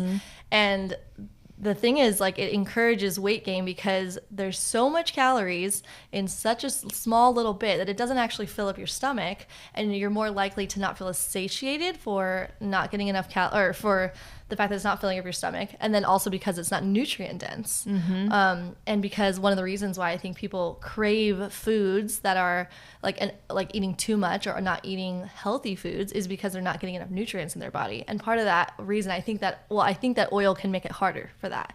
So like processed oils. Oh, okay, wait. So you're saying you don't believe that the oils have an effect on the metabolism? No, I do. At least it affects, I think it does affect your the way that you engage in food, because if you're eating foods with a lot of oils in it, you're significantly increasing your calories but not increasing your nutrition. So does that make sense what I'm saying? Yeah, so basically going back to the cow study, you would like to see, because the coconut oil and the oils that they were feeding them obviously were the same in calories, but you're saying you would like to see maybe a human study where it's like coconut oil. Well, I don't even know about, I just think oils in general. Like, okay, so we could get in the weeds, right? And I would like to listen to more things about, like, you know, certain oils are, like, there's studies saying that, like, oh, a little bit of olive oil is, like, totally is fine. Oh, yeah. Right? Definitely. You know, like, that's, especially for someone who's, like, doing fine with their weight, like, a little bit of olive oil in your diet should be fine. So it's not, like, to be, like, a fear of oil, right? And that's one thing that we agree on is like food abundance, and not like just restrictive, like I can never try this. Yeah, not like orthorexic. No, not at all. But like an understanding of like, if every day, every meal, day in and out, or the foods that you're eating that are processed have oils in them, and you're cooking with oils, processed food oils, right? And most of the processed foods are just filled with oils. And so for you label PUFAs, right? And for me, I just say oils, because like I'm just like, they're just oils. And most of them are not olive oil and coconut oil in the processed foods. They're safflower. They are the oils you're talking about, but I'm just saying oil because I'm like, I think oil is adding calories but not adding nutrition. So if you're eating like the majority of your calories from whole foods, whether that's with animals or not, although I will say that with plant foods, is different because plants tend to be lower in calories than animal foods. With plant foods, you're increasing your fiber and water content and the nutrition, because there's all the antioxidants and the micronutrients, like wonderful nutrition. And then you are less likely to eat more than you should be. You're going to be eating in abundance to your own satisfaction until your body feels full and your mind tells you to be done.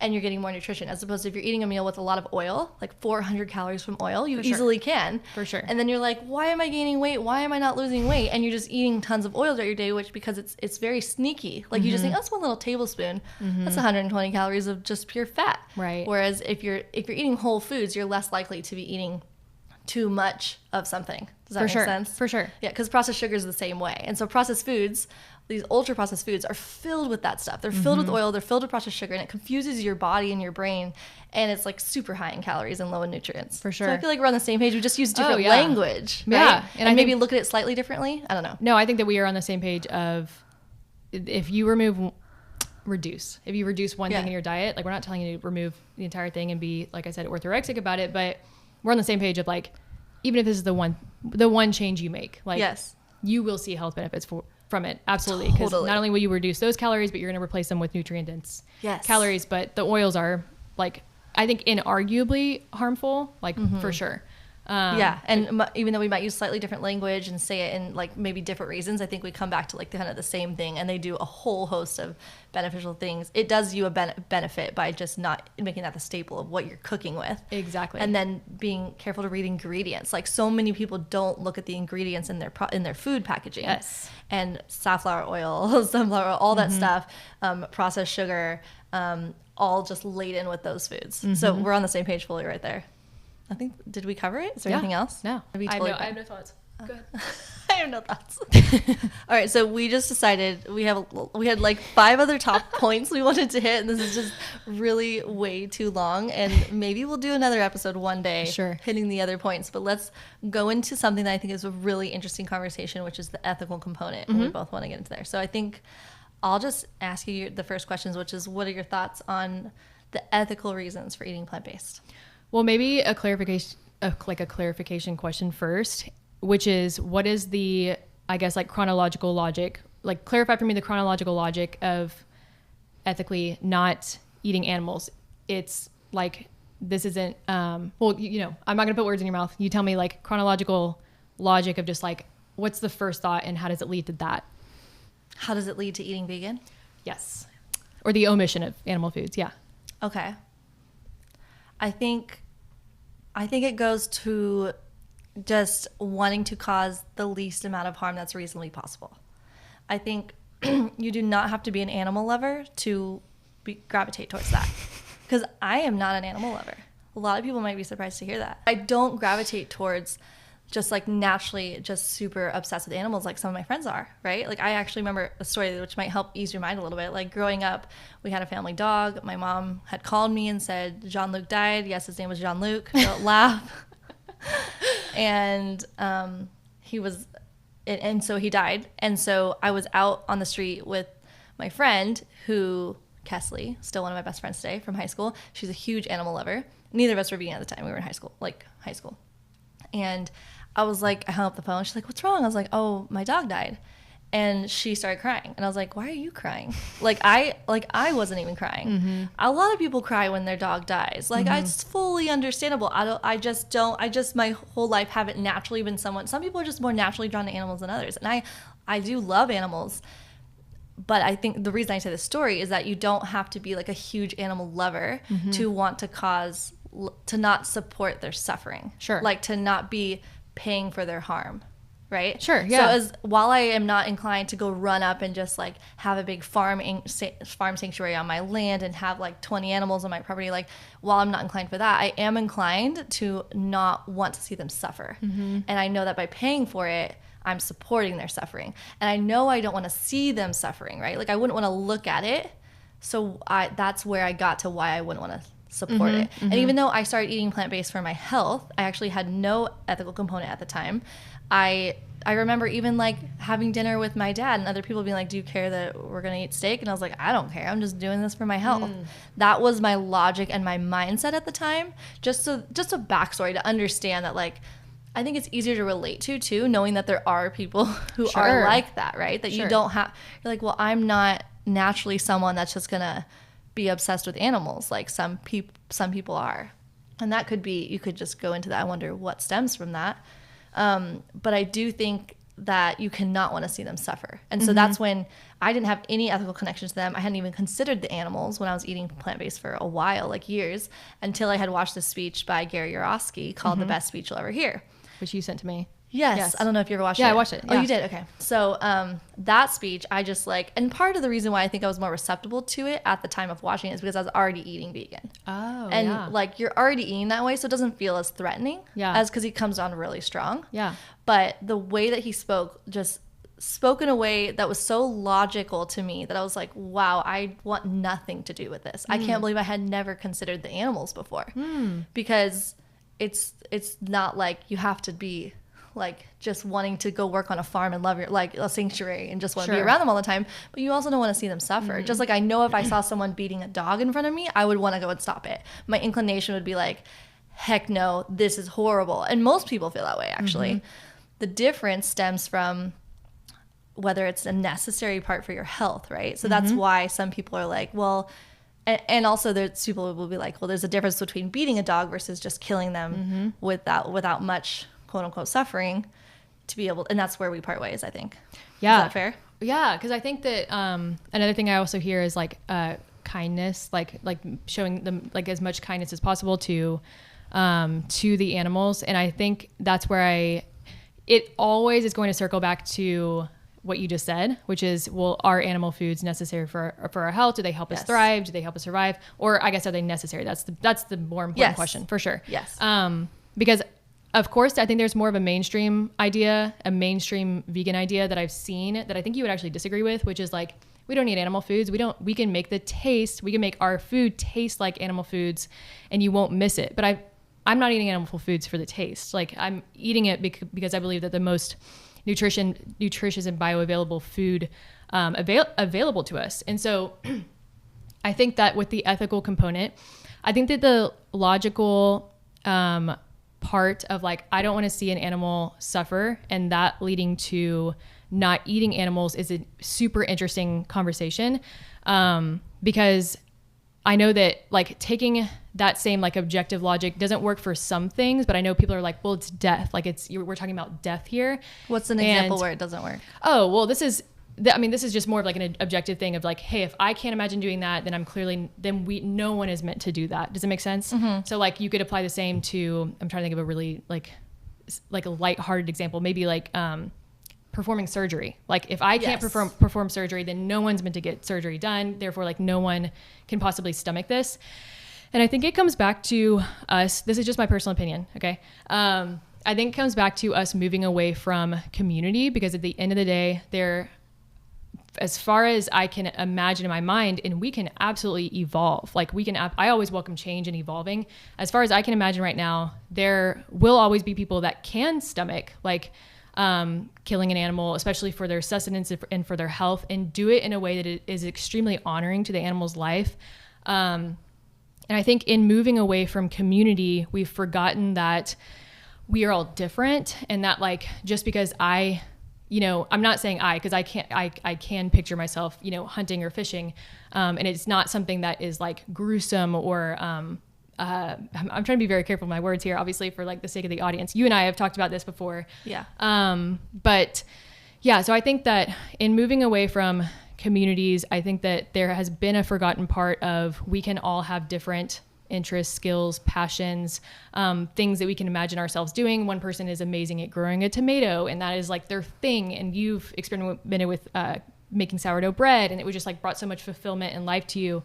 And I, across the board, like I've heard like these are the same exact words, that same description of like how fulfilling and primal and just like rooted it felt to provide food for yourself through something that you go and get yourself, or that where it's sourced basically, and how the animals are treated.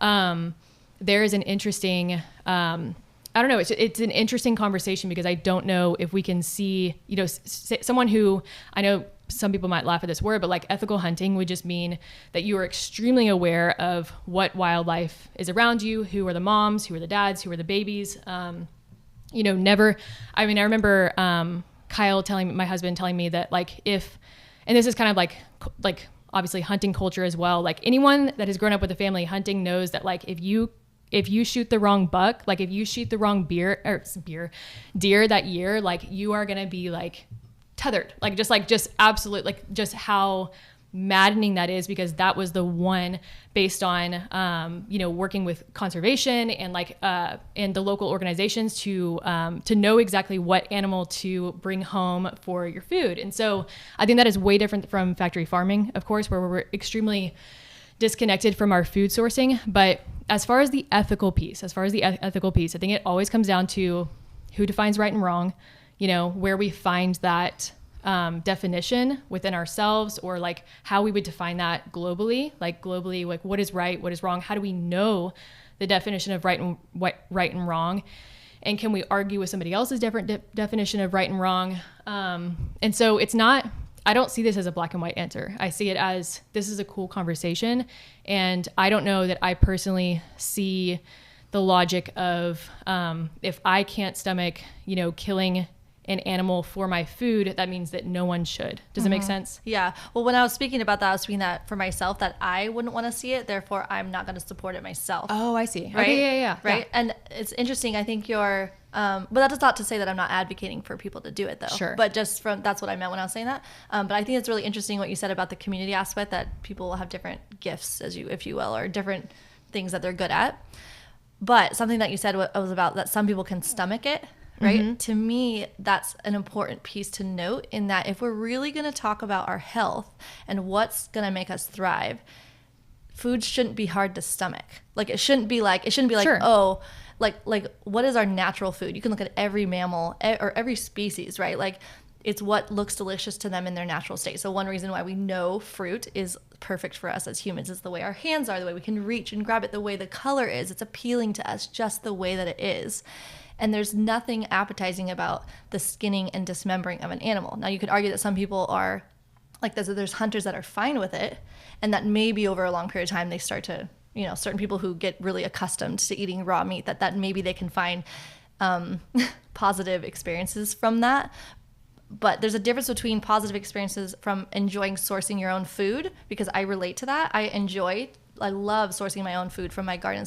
It's just such a rewarding thing, making things from scratch. But why can't we just do that plant-based is the question, right? Sure. So okay, I have a question for you at the end about that.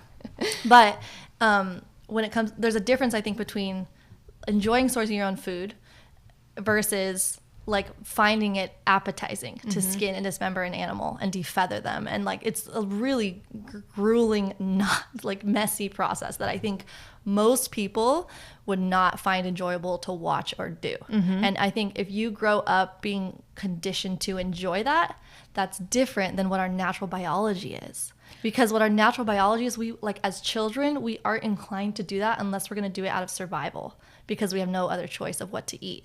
So I think that is a good argument on what's best for our health, because we can look at our biology, our natural desire to not want to hurt animals, Sure. and what we actually teach children not to hurt animals, right? Like if they are taught to hunt, right, they're only taught to hurt certain animals or kill certain animals. Other animals are like completely off limits. You teach them to actually be super kind to them, not just to not kill them, but like, don't pull on the kitty's tail, like that'll hurt the kitty. Like be gentle, don't hit. Oh, be gentle to the baby duck. Like all of that, we teach them to be kind. So the real, I think, like question, I guess you could say philosophical question is like, why would we do that for certain animals? Why are we inclined to do that, right? But not others? Because I think it's because we're just told and taught that these animals are for eating while others are not. And because if we, over time, our whole childhood are told over and over again, pigs are for eating, deer are for eating, cows are for eating, but cats and dogs and dolphins and whales and gorillas, like we need to preserve them and be kind to them. And I think and take care of them, right? Like if you see one hurting in the street, you might even be inclined to like help it, even if you're not a huge animal lover, right? Like at least call a veterinarian. And speaking of like the hunting culture you're talking about and the care that they make to not kill certain animals, to me that speaks much more about their desire to preserve the population so they can keep killing them than it is to actually caring about the animals. So I guess that my question is, when it comes to this, is that two questions. One, are there certain animals that you think are okay and good to kill for food while others we shouldn't kill for food? And then the second part is that, is it important to you that we cause the least amount of harm to animals before killing them? Like, is that, considering their suffering part of your thought process? So I'm trying to think of where to start. Because there's a couple things I do want to address about what you said as well, and then maybe I'll go into your questions. But I do want to address the appetizing thing, because I think that is. I mean, I've heard this from just discussions with a lot of vegans. I am hard pressed to find somebody that is appetized by looking at a bunch of kale, to be honest. And so I think that the logic of like only eat things that are completely appetizing to you, and that being the logic behind it, I guess. It falls into more conversations from there. Do you see what I'm saying? Yes, but I think when I'm framing the question like that, it's not like everything you eat has to be like, oh, I want to eat raw beans in their natural state. It's more so that it's not unappetizing. Like it is beautiful and very enjoying. Like there's a lot of joy to be had with picking fresh greens, even like kale, like you said. And there's nothing unappetizing about it. Whereas like dismembering an animal and skinning them and taking apart, like that is unappetizing for, I think, most people. Now you could argue that's just because they're not around it, but I think there's a reason why like we take kids to go strawberry picking, but we don't take them to like a trip to the slaughterhouse unless you're like in like a hunting family and you're trying to teach them to become hunters. Sure. Right? So other than that, there's a reason I think why we don't, because we don't find it appetizing. We don't want to see the process. Like there's a reason why you're not posting on Instagram like, look, I'm going to show you this animal getting dismembered, because nobody wants to see it. But like if you were to show kale getting picked from a garden, but maybe not kale for you, like let's think of a vegetable, right? That it like sweet potato.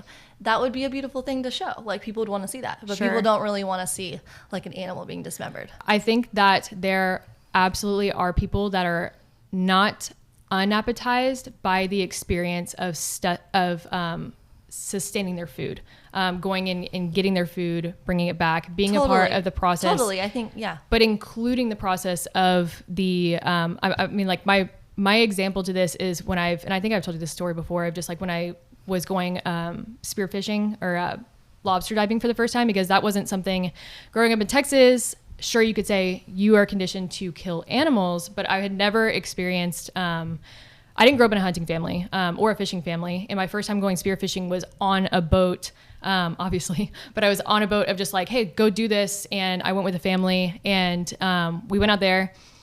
We were spearfishing lobsters. That was my first experience as an adult, not having been conditioned to do that. And I found the experience of hunting for lobster, going, dismembering it, getting it ready to cook and cooking it, one of the most enjoyable experiences I've ever had. It felt like I had awoken almost like a primal part of me that I hadn't connected with before. And so that's where the conversations get interesting, because if you hear an experience like that and you're like, I just don't understand how that's possible. I don't think, to me, that's not hard to understand. For one, I think that, and maybe vegans are like, what the heck are you saying? It's more like, I'm trying to put myself in your shoes. Like if you feel like that is a good source of sustenance for you, and also fish are a lot harder to relate to than like a cow. So like if you were to be like, my first time killing a cow and skinning it, I just doubt that you're going to be like, I loved it. Like I just have a hard time. And also like my mom and even my mother-in-law and just people I know who have grown up on farms, pretty much everyone I've talked to will acknowledge that like the first times that they've seen it, they were like sad to be like, they killed the family pig. They like, I loved that pig. Like, wait, what happened? Like it's like a sad thing for them to accept, a reality that they have to accept. So it's not, I don't think, a nature thing. I think it's more nurture. And you're right. There are certain people that are like, well, I don't have a problem with it at all. Of course, that's there. But I think overall, I really think that the social media example is a good example to be like, we don't want to show it. People don't want to see it. It's not appetizing. Whereas like picking food from a garden is appetizing and at least beautiful to us. You might not be like, oh, I can't wait to munch on that raw kale, but you're still going to find the process beautiful. You know? That's just my point. Yeah. And to your point about like the hunting and the fishing and the conditioning, I don't know if this will be interesting for you to hear or not, but in families that I knew growing up who were hunting families, there was always one person in the family that was like, that's not my thing. I don't find that enjoyable. They were honest about it. Just like, I don't find that enjoyable. However, the older brother was just like, this is my favorite hobby. Like I feel like I was made to do this for the family. And agreeing to disagree there. And then like the other person is just like not involved in the process. Now, do I think that means that no one's supposed to be involved in the process? I don't know. I actually really value that. Like I value, if someone is like, I want nothing to do with the hunting and the skinning and the dismembering and creating that into food, even if they were an animal eater, if they were like, I want nothing to do with that, I'd be like, oh yeah, that makes perfect sense. Cause I feel like we are all different in the same way that I think some people are incredible nurses because they can stomach the blood and like and stuff like that. And so, and also I wanted to say, just to address the word stomaching, I'm using words that because I'm in a conversation with a vegan, if that makes sense. Yeah.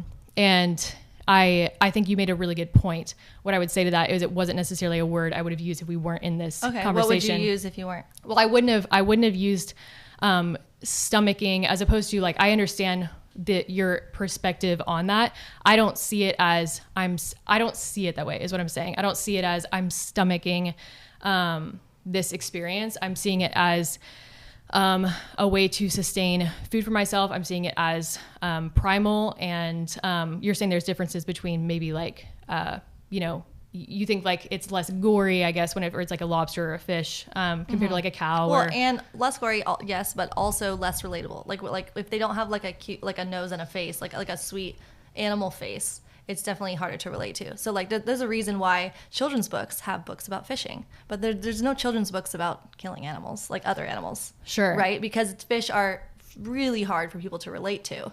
So then the next question goes into, okay, so even if we can't relate to these animals, even if people are fine with doing it, the question is, should we justify, not necessarily right or wrong, if it should be legal or not, but our own conscience, should we justify doing it if we don't have to? Okay, here's a question for you. If you came to a conclusion and maybe changed your mind that we don't need to eat animals to be healthy, would you think that by the next step would be like, well, then I shouldn't be supporting like unnecessarily hurting an animal?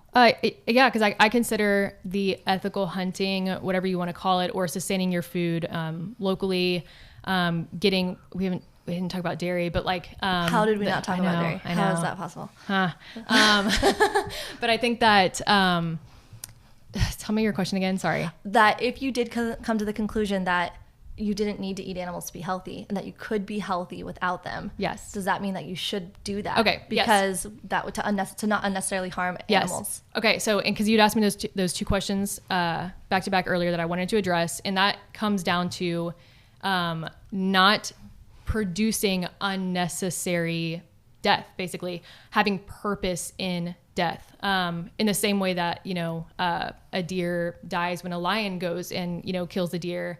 And that is the food for their, what do you call it? Yeah. Whatever it's called. Yeah. Their group.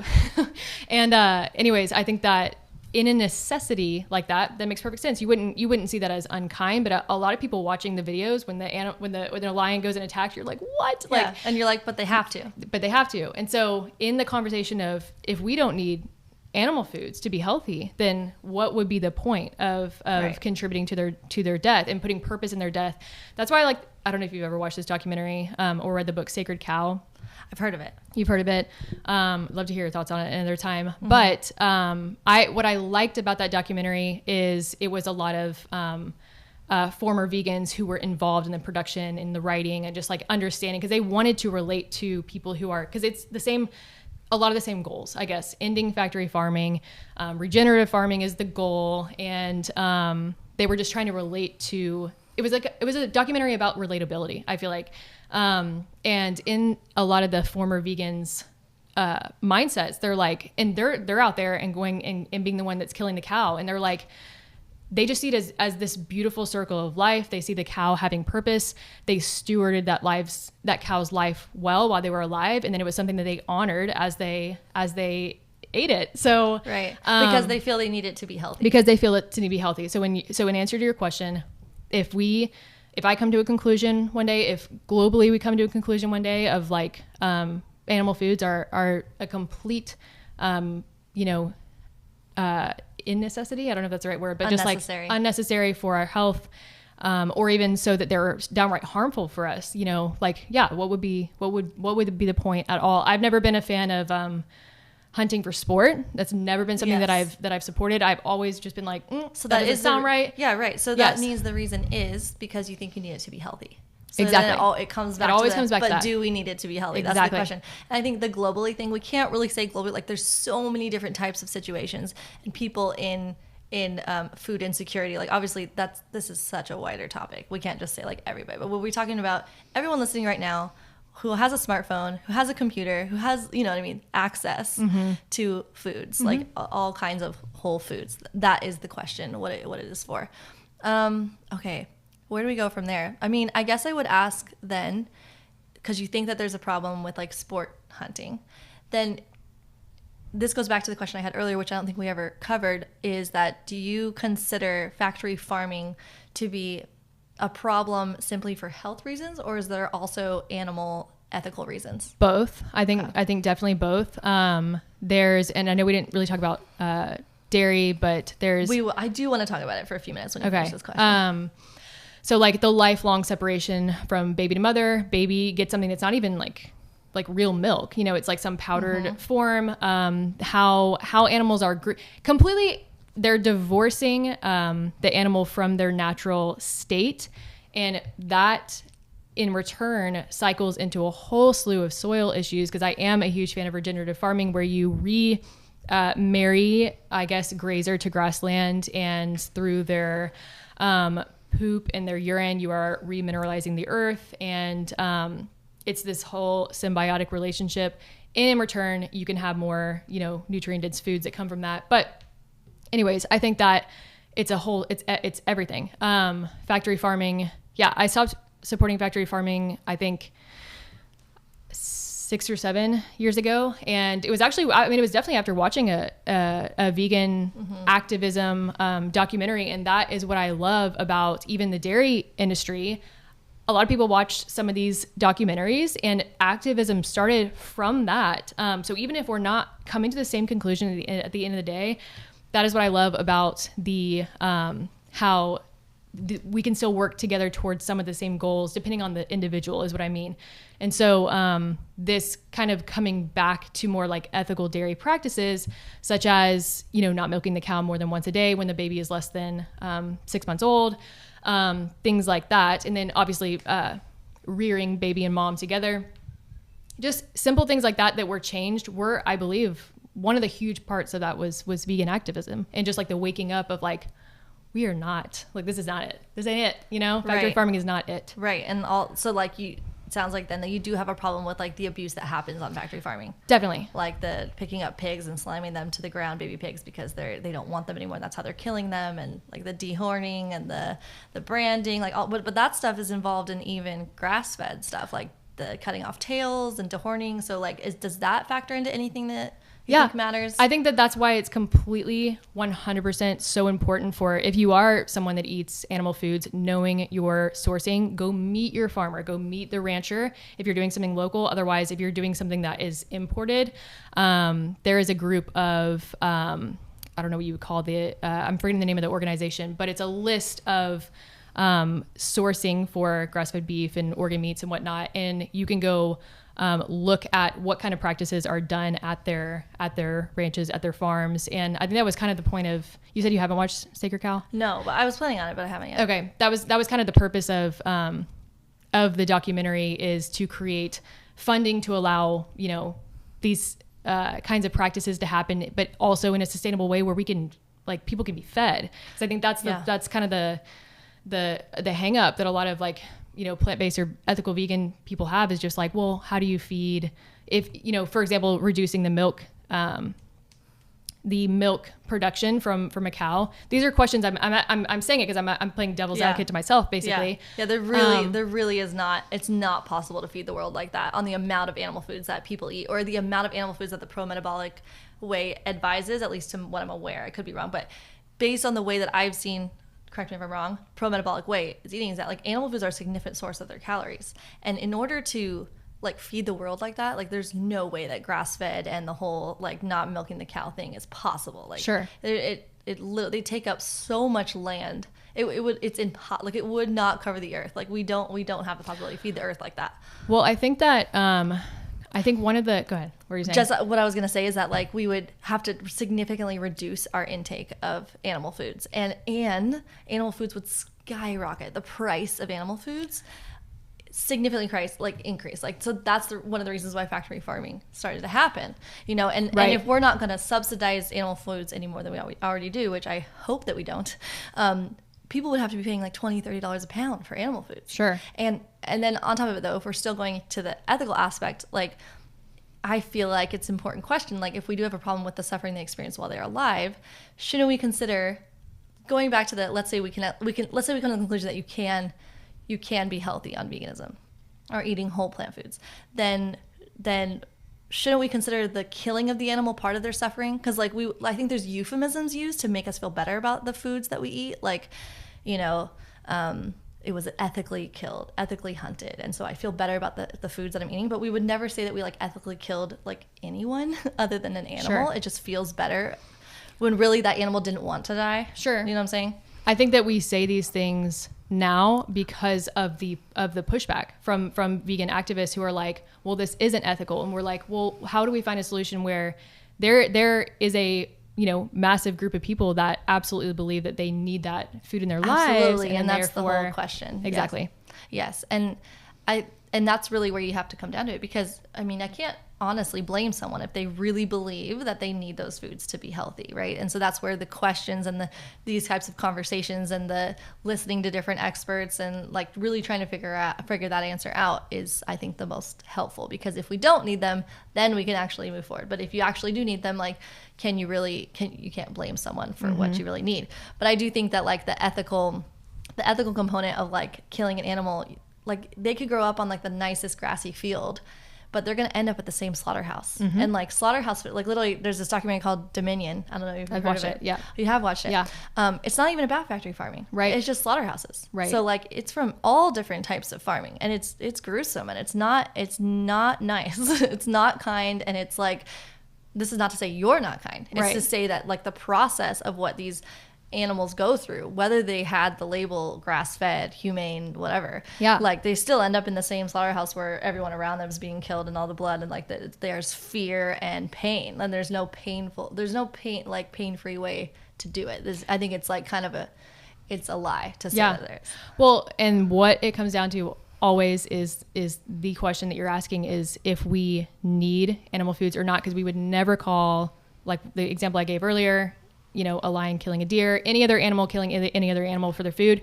It is gruesome. It's bloody. It's crazy. And we don't see that as unkind. And so it comes back to the definition of, okay, well, how do we know what right and wrong is? And I think that's what, I guess, like the conversations that come from there, I'm just always so interested to hear, like, hey, like where do you find your definition of right and wrong? And like, and how do you know that? And how do you know it to be true? And things like that. Yeah. And I feel like the question of right and wrong could be an entire podcast episode on it itself. Totally. Like a whole 2-hour conversation, like Totally. what's right and wrong. But that's why it comes down to what's like not supporting unnecessary harm, like unnecessary suffering. So that's where we part roads, is like, do we need it? Do we not? And that like, do we need them to be healthy or not? And that's where the difference is. And that's why I think it's so important for anyone listening who is vegan, who is an ethical vegan, to not be like quick to judge someone who is advocating for a different way.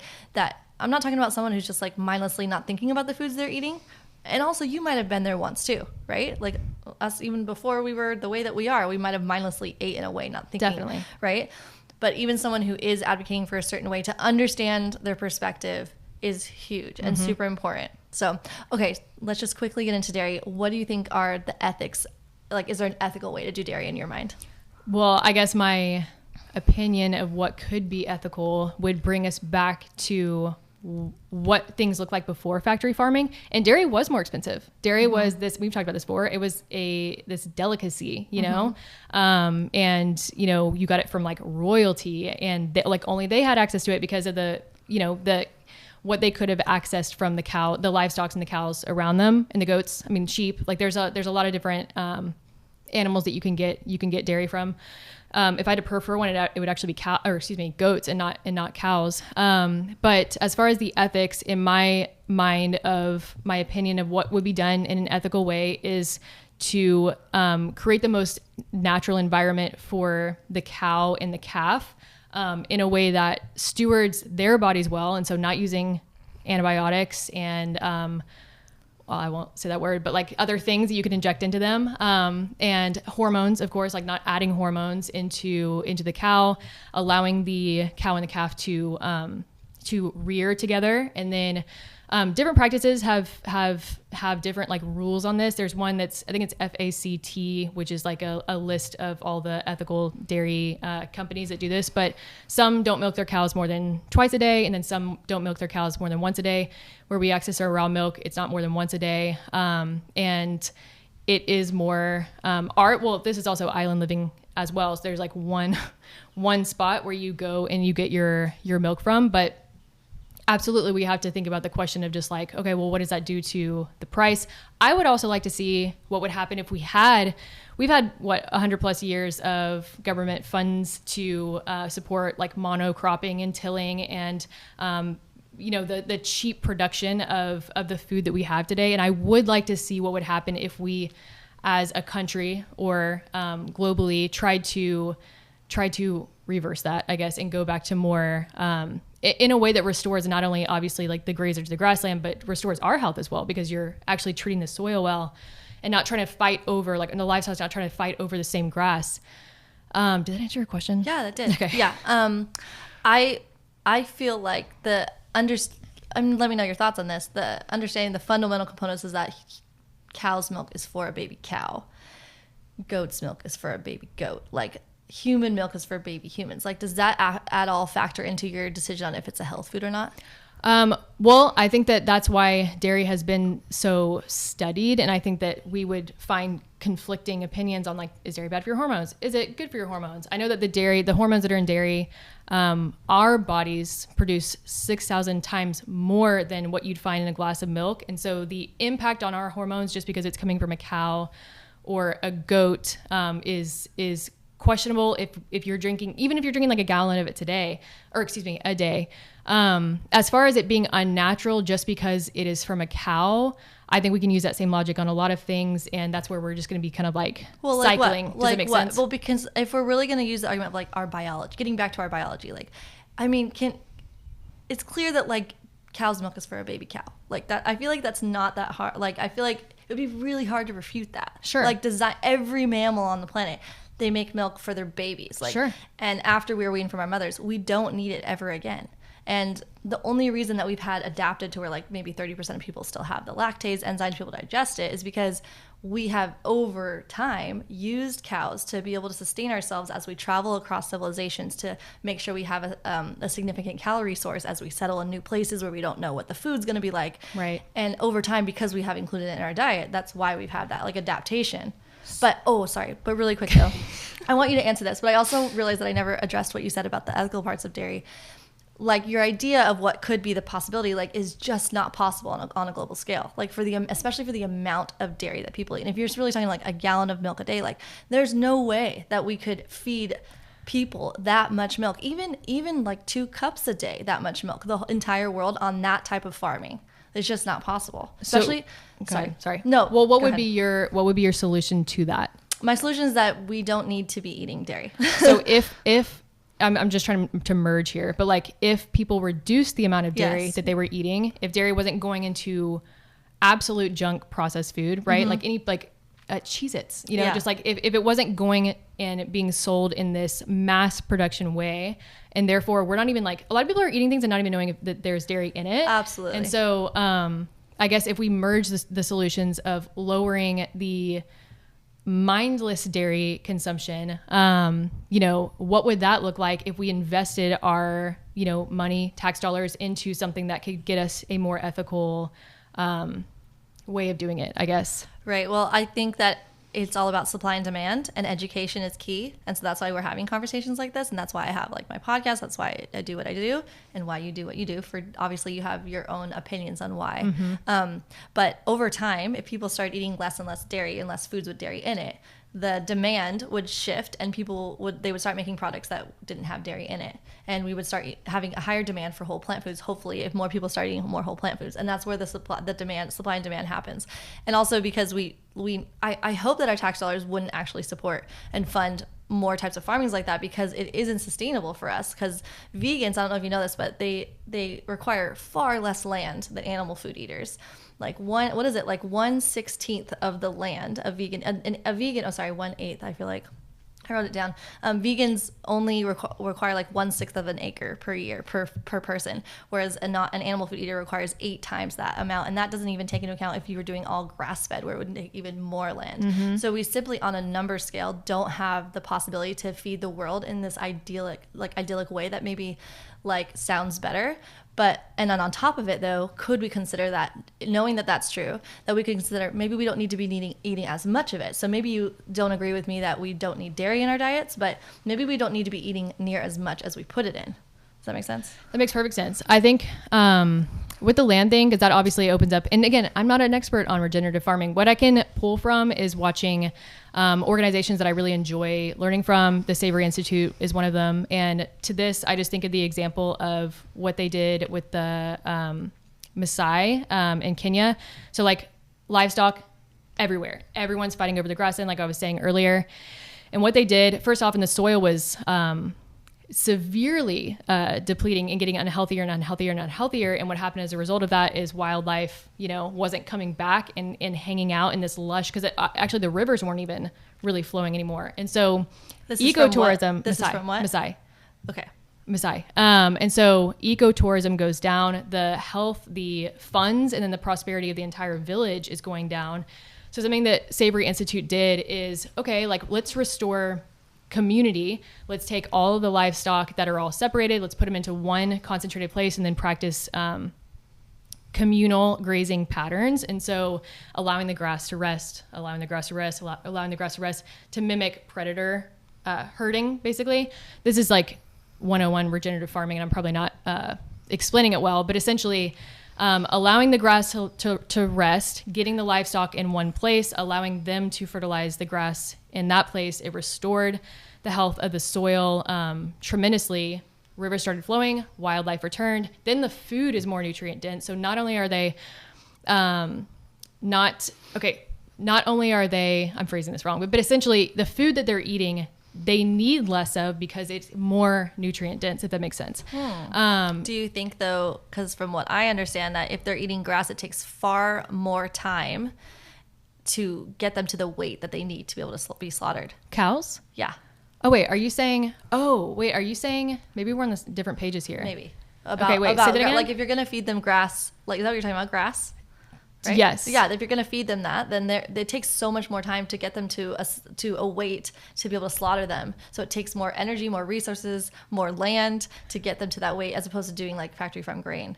So have we talked about, like, do you think that I support grain-fed cattle? No, I don't think so. Okay. Yeah, but what I'm saying is that as much as those things sound idyllic, they're just not possible on the scale that we're talking about, on how much meat that is promoted and animal foods that is promoted for the whole world. And then on top of it, I didn't want to cut you off, but I was going to say something about regenerative grazing, so why don't you finish and then I'll say. Oh, and like everything that you're bringing up, I'm like, yeah, these are great questions. Like let me definitely look into these things. Because like I said, I'm not an expert on these, but essentially with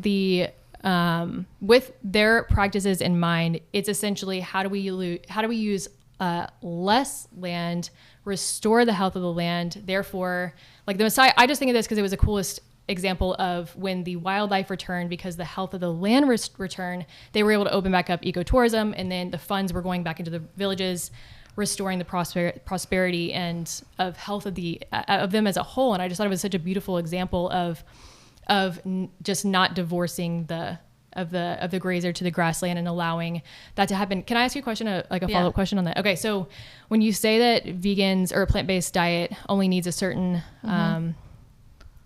smaller amount of land, what is that, I guess, like referring to? Like what is grown on that land? It's comparing it to everything that is eaten within a year compared to how much land is required for animal foods. Because for animal foods, you also need to take into account the land that it takes to grow the grain that most of the cows are eating or grass-fed that requires even more land, because they have to eat so much grass to become a big cow to be able to be slaughtered to feed people. So it requires so much land that if we're really talking about rewilding, the best thing to do is eat more plants and less animal foods, because it requires so much less land, and then we can let more areas thrive and rewild. That's really like a better way to rewild, because take the Amazon forest, for instance, like 91% of Amazon destruction comes from animal agriculture. And they'll be saying, well, what about soy? Well, most of that soy is going towards animal feed. For sure. So I agree. If you were to really instead, if you were going to try to do that grass fed for cows, it would be the same thing. It would take up even more land.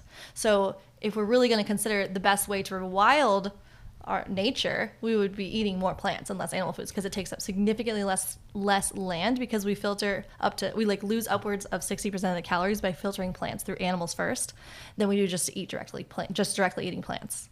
So I guess to that, I wonder like what even the solution would be as far as the land and the soil, knowing that from my understanding, regenerative farming practices are kind of our best bet as far as restoring topsoil. I agree. I do think that like regenerative farming is arguably better for the soil. But I actually wanted to bring up something. There's the largest meta-analysis like looking at animal grazing.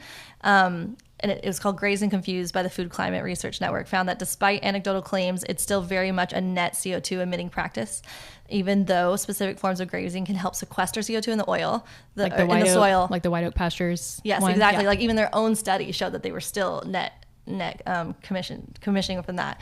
Anyway, so that was my main point of that. I do think that it obviously is better for the soil than everything we're doing with monocropping and corn and soy. So like we're so on the same page there.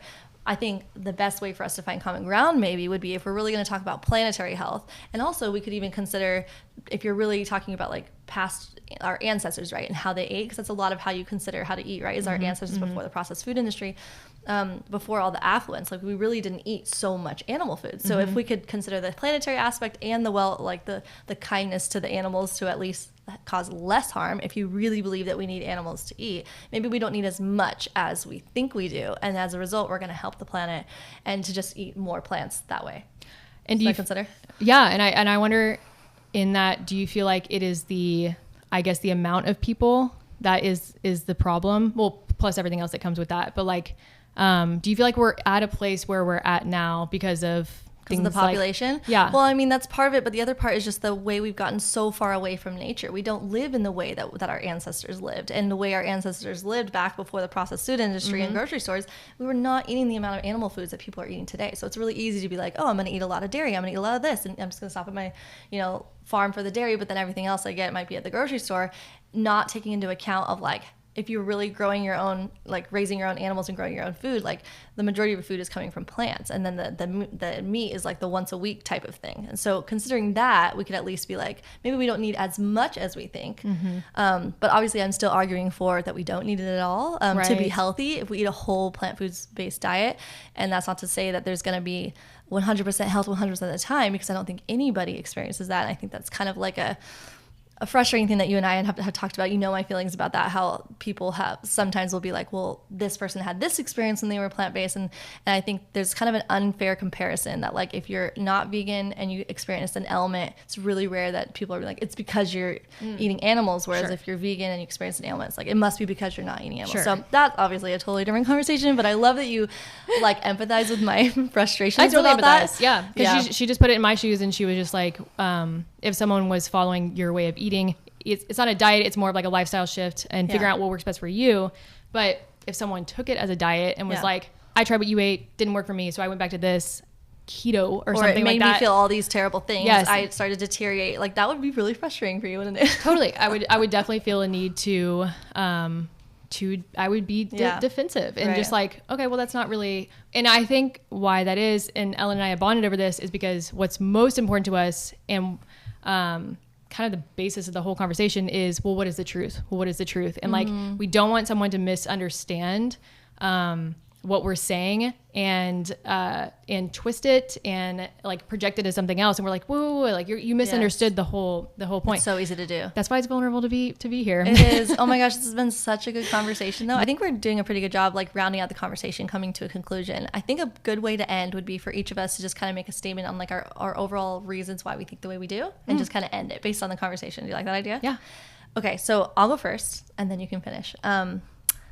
I feel like based on the planetary aspects, the ethical reasons, as well as I think the overwhelming body of evidence that we can eat a plant predominant or plant exclusive diet to be healthy, shows me why that, to me, that's good reason why I do live the way I do, the lifestyle that I do.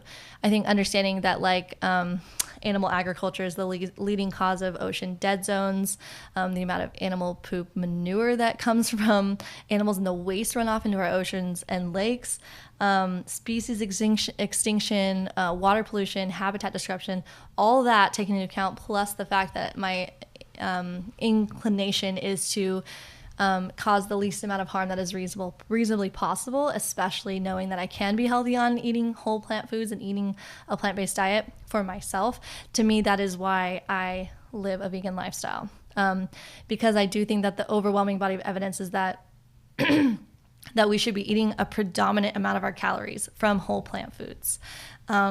And that means like at least 85% of our calories from plants. And that could be a whole other discussion together. Mm-hmm. We could even do a whole conversation on just that topic of like how much, right? And I feel like that evidence there to me is the reason why I live the way I do. Plus the fact that I've been, living vegan and thriving and raising my healthy 4 children, having 4 wonderfully healthy vegan pregnancies, is a testament of why I live the way that I do. So that's my rounding out discussion. I love that. I'm trying to think of how to like summarize this all in one thought, but essentially like, I think that people that try to eat, animal foods in an ethical or conscious way, again, just using these words, have a lot of the same goals as vegans and ethical vegans, maybe not necessarily all of the same health goals, but like being healthy. Absolutely. And we all have different definitions of what healthy means. I think having conversations like this is so incredibly important, so we can get out of our echo chamber, realize, oh, there might be a problem with this that I haven't thought about before. Where do we go from here? Yes. Where can I learn more information about this? And I think that the goal of myself is, of course, nourishing the body that in a way that I understand how the body thrives. And at the place that I'm at in my life, that is incorporating, organ meats and shellfish and different types of red meats. And I think that, and eggs, of course, but the list could go on and on as far as the things that we do agree on, like we covered in the beginning of the episode. And so that is the beautiful thing of just like, hey, like we're all on this journey of trying to figure out how to thrive, and then how to feed our family in the best way possible. This is always like a very touching subject, I think, for moms too, because they're like, I want to do it right. I want to feed my kids right. And I think at the end of the day, how can we get back to sustainable practices? And you brought up a lot of great points today that I am just excited to learn more about. Like I said, I think that the movement that has come from the people that created Sacred Cow is one of the major ones I lean on as far as information, but I want to broaden my horizons as far as information. And like I said, that's just why I think it's so important to have these kinds of conversations. And I really hope you guys are encouraged to just see, I guess, the fruit of what can come from having opposing, conversations, opposing viewpoint conversations, because a lot of us have the exact same goals at the end of the day. Mm-hmm. I'm so glad that you brought that up. Honestly, I am 100% in agreement with you about that. The importance of having conversations with people who disagree with you to help understand why people think the way that they do is helpful for your own growth and mindset and helpful in your relationships. And I can honestly say you're becoming one of my best friends, and I'm so thankful for you and your family in my life. Our children, I don't know if you know, are best friends. Koa and Scout are smitten with each other, obsessed with their friendship. Like, honestly, it's the most beautiful thing. And I'm so thankful to get to know you and your family. We love you so much. I'm about to cry. Oh my gosh. You guys have no idea how mutual the love is. I mean, the fact that Ellen was at my birth shows you how intimate our friendship is. And so the idea that you can have a thriving relationship and friendship with somebody who doesn't see eye to eye on you on everything is it's just a really important, I feel life realization to have. Totally. How to actually do it, that's something to navigate through for people that it's harder for them to have these kind of conversations. But I just appreciate you so much, and I just really appreciate you inviting this conversation to happen. Yes, I appreciate you too. Oh, I think this is the perfect way to end it. Thank you, Kori, for being here.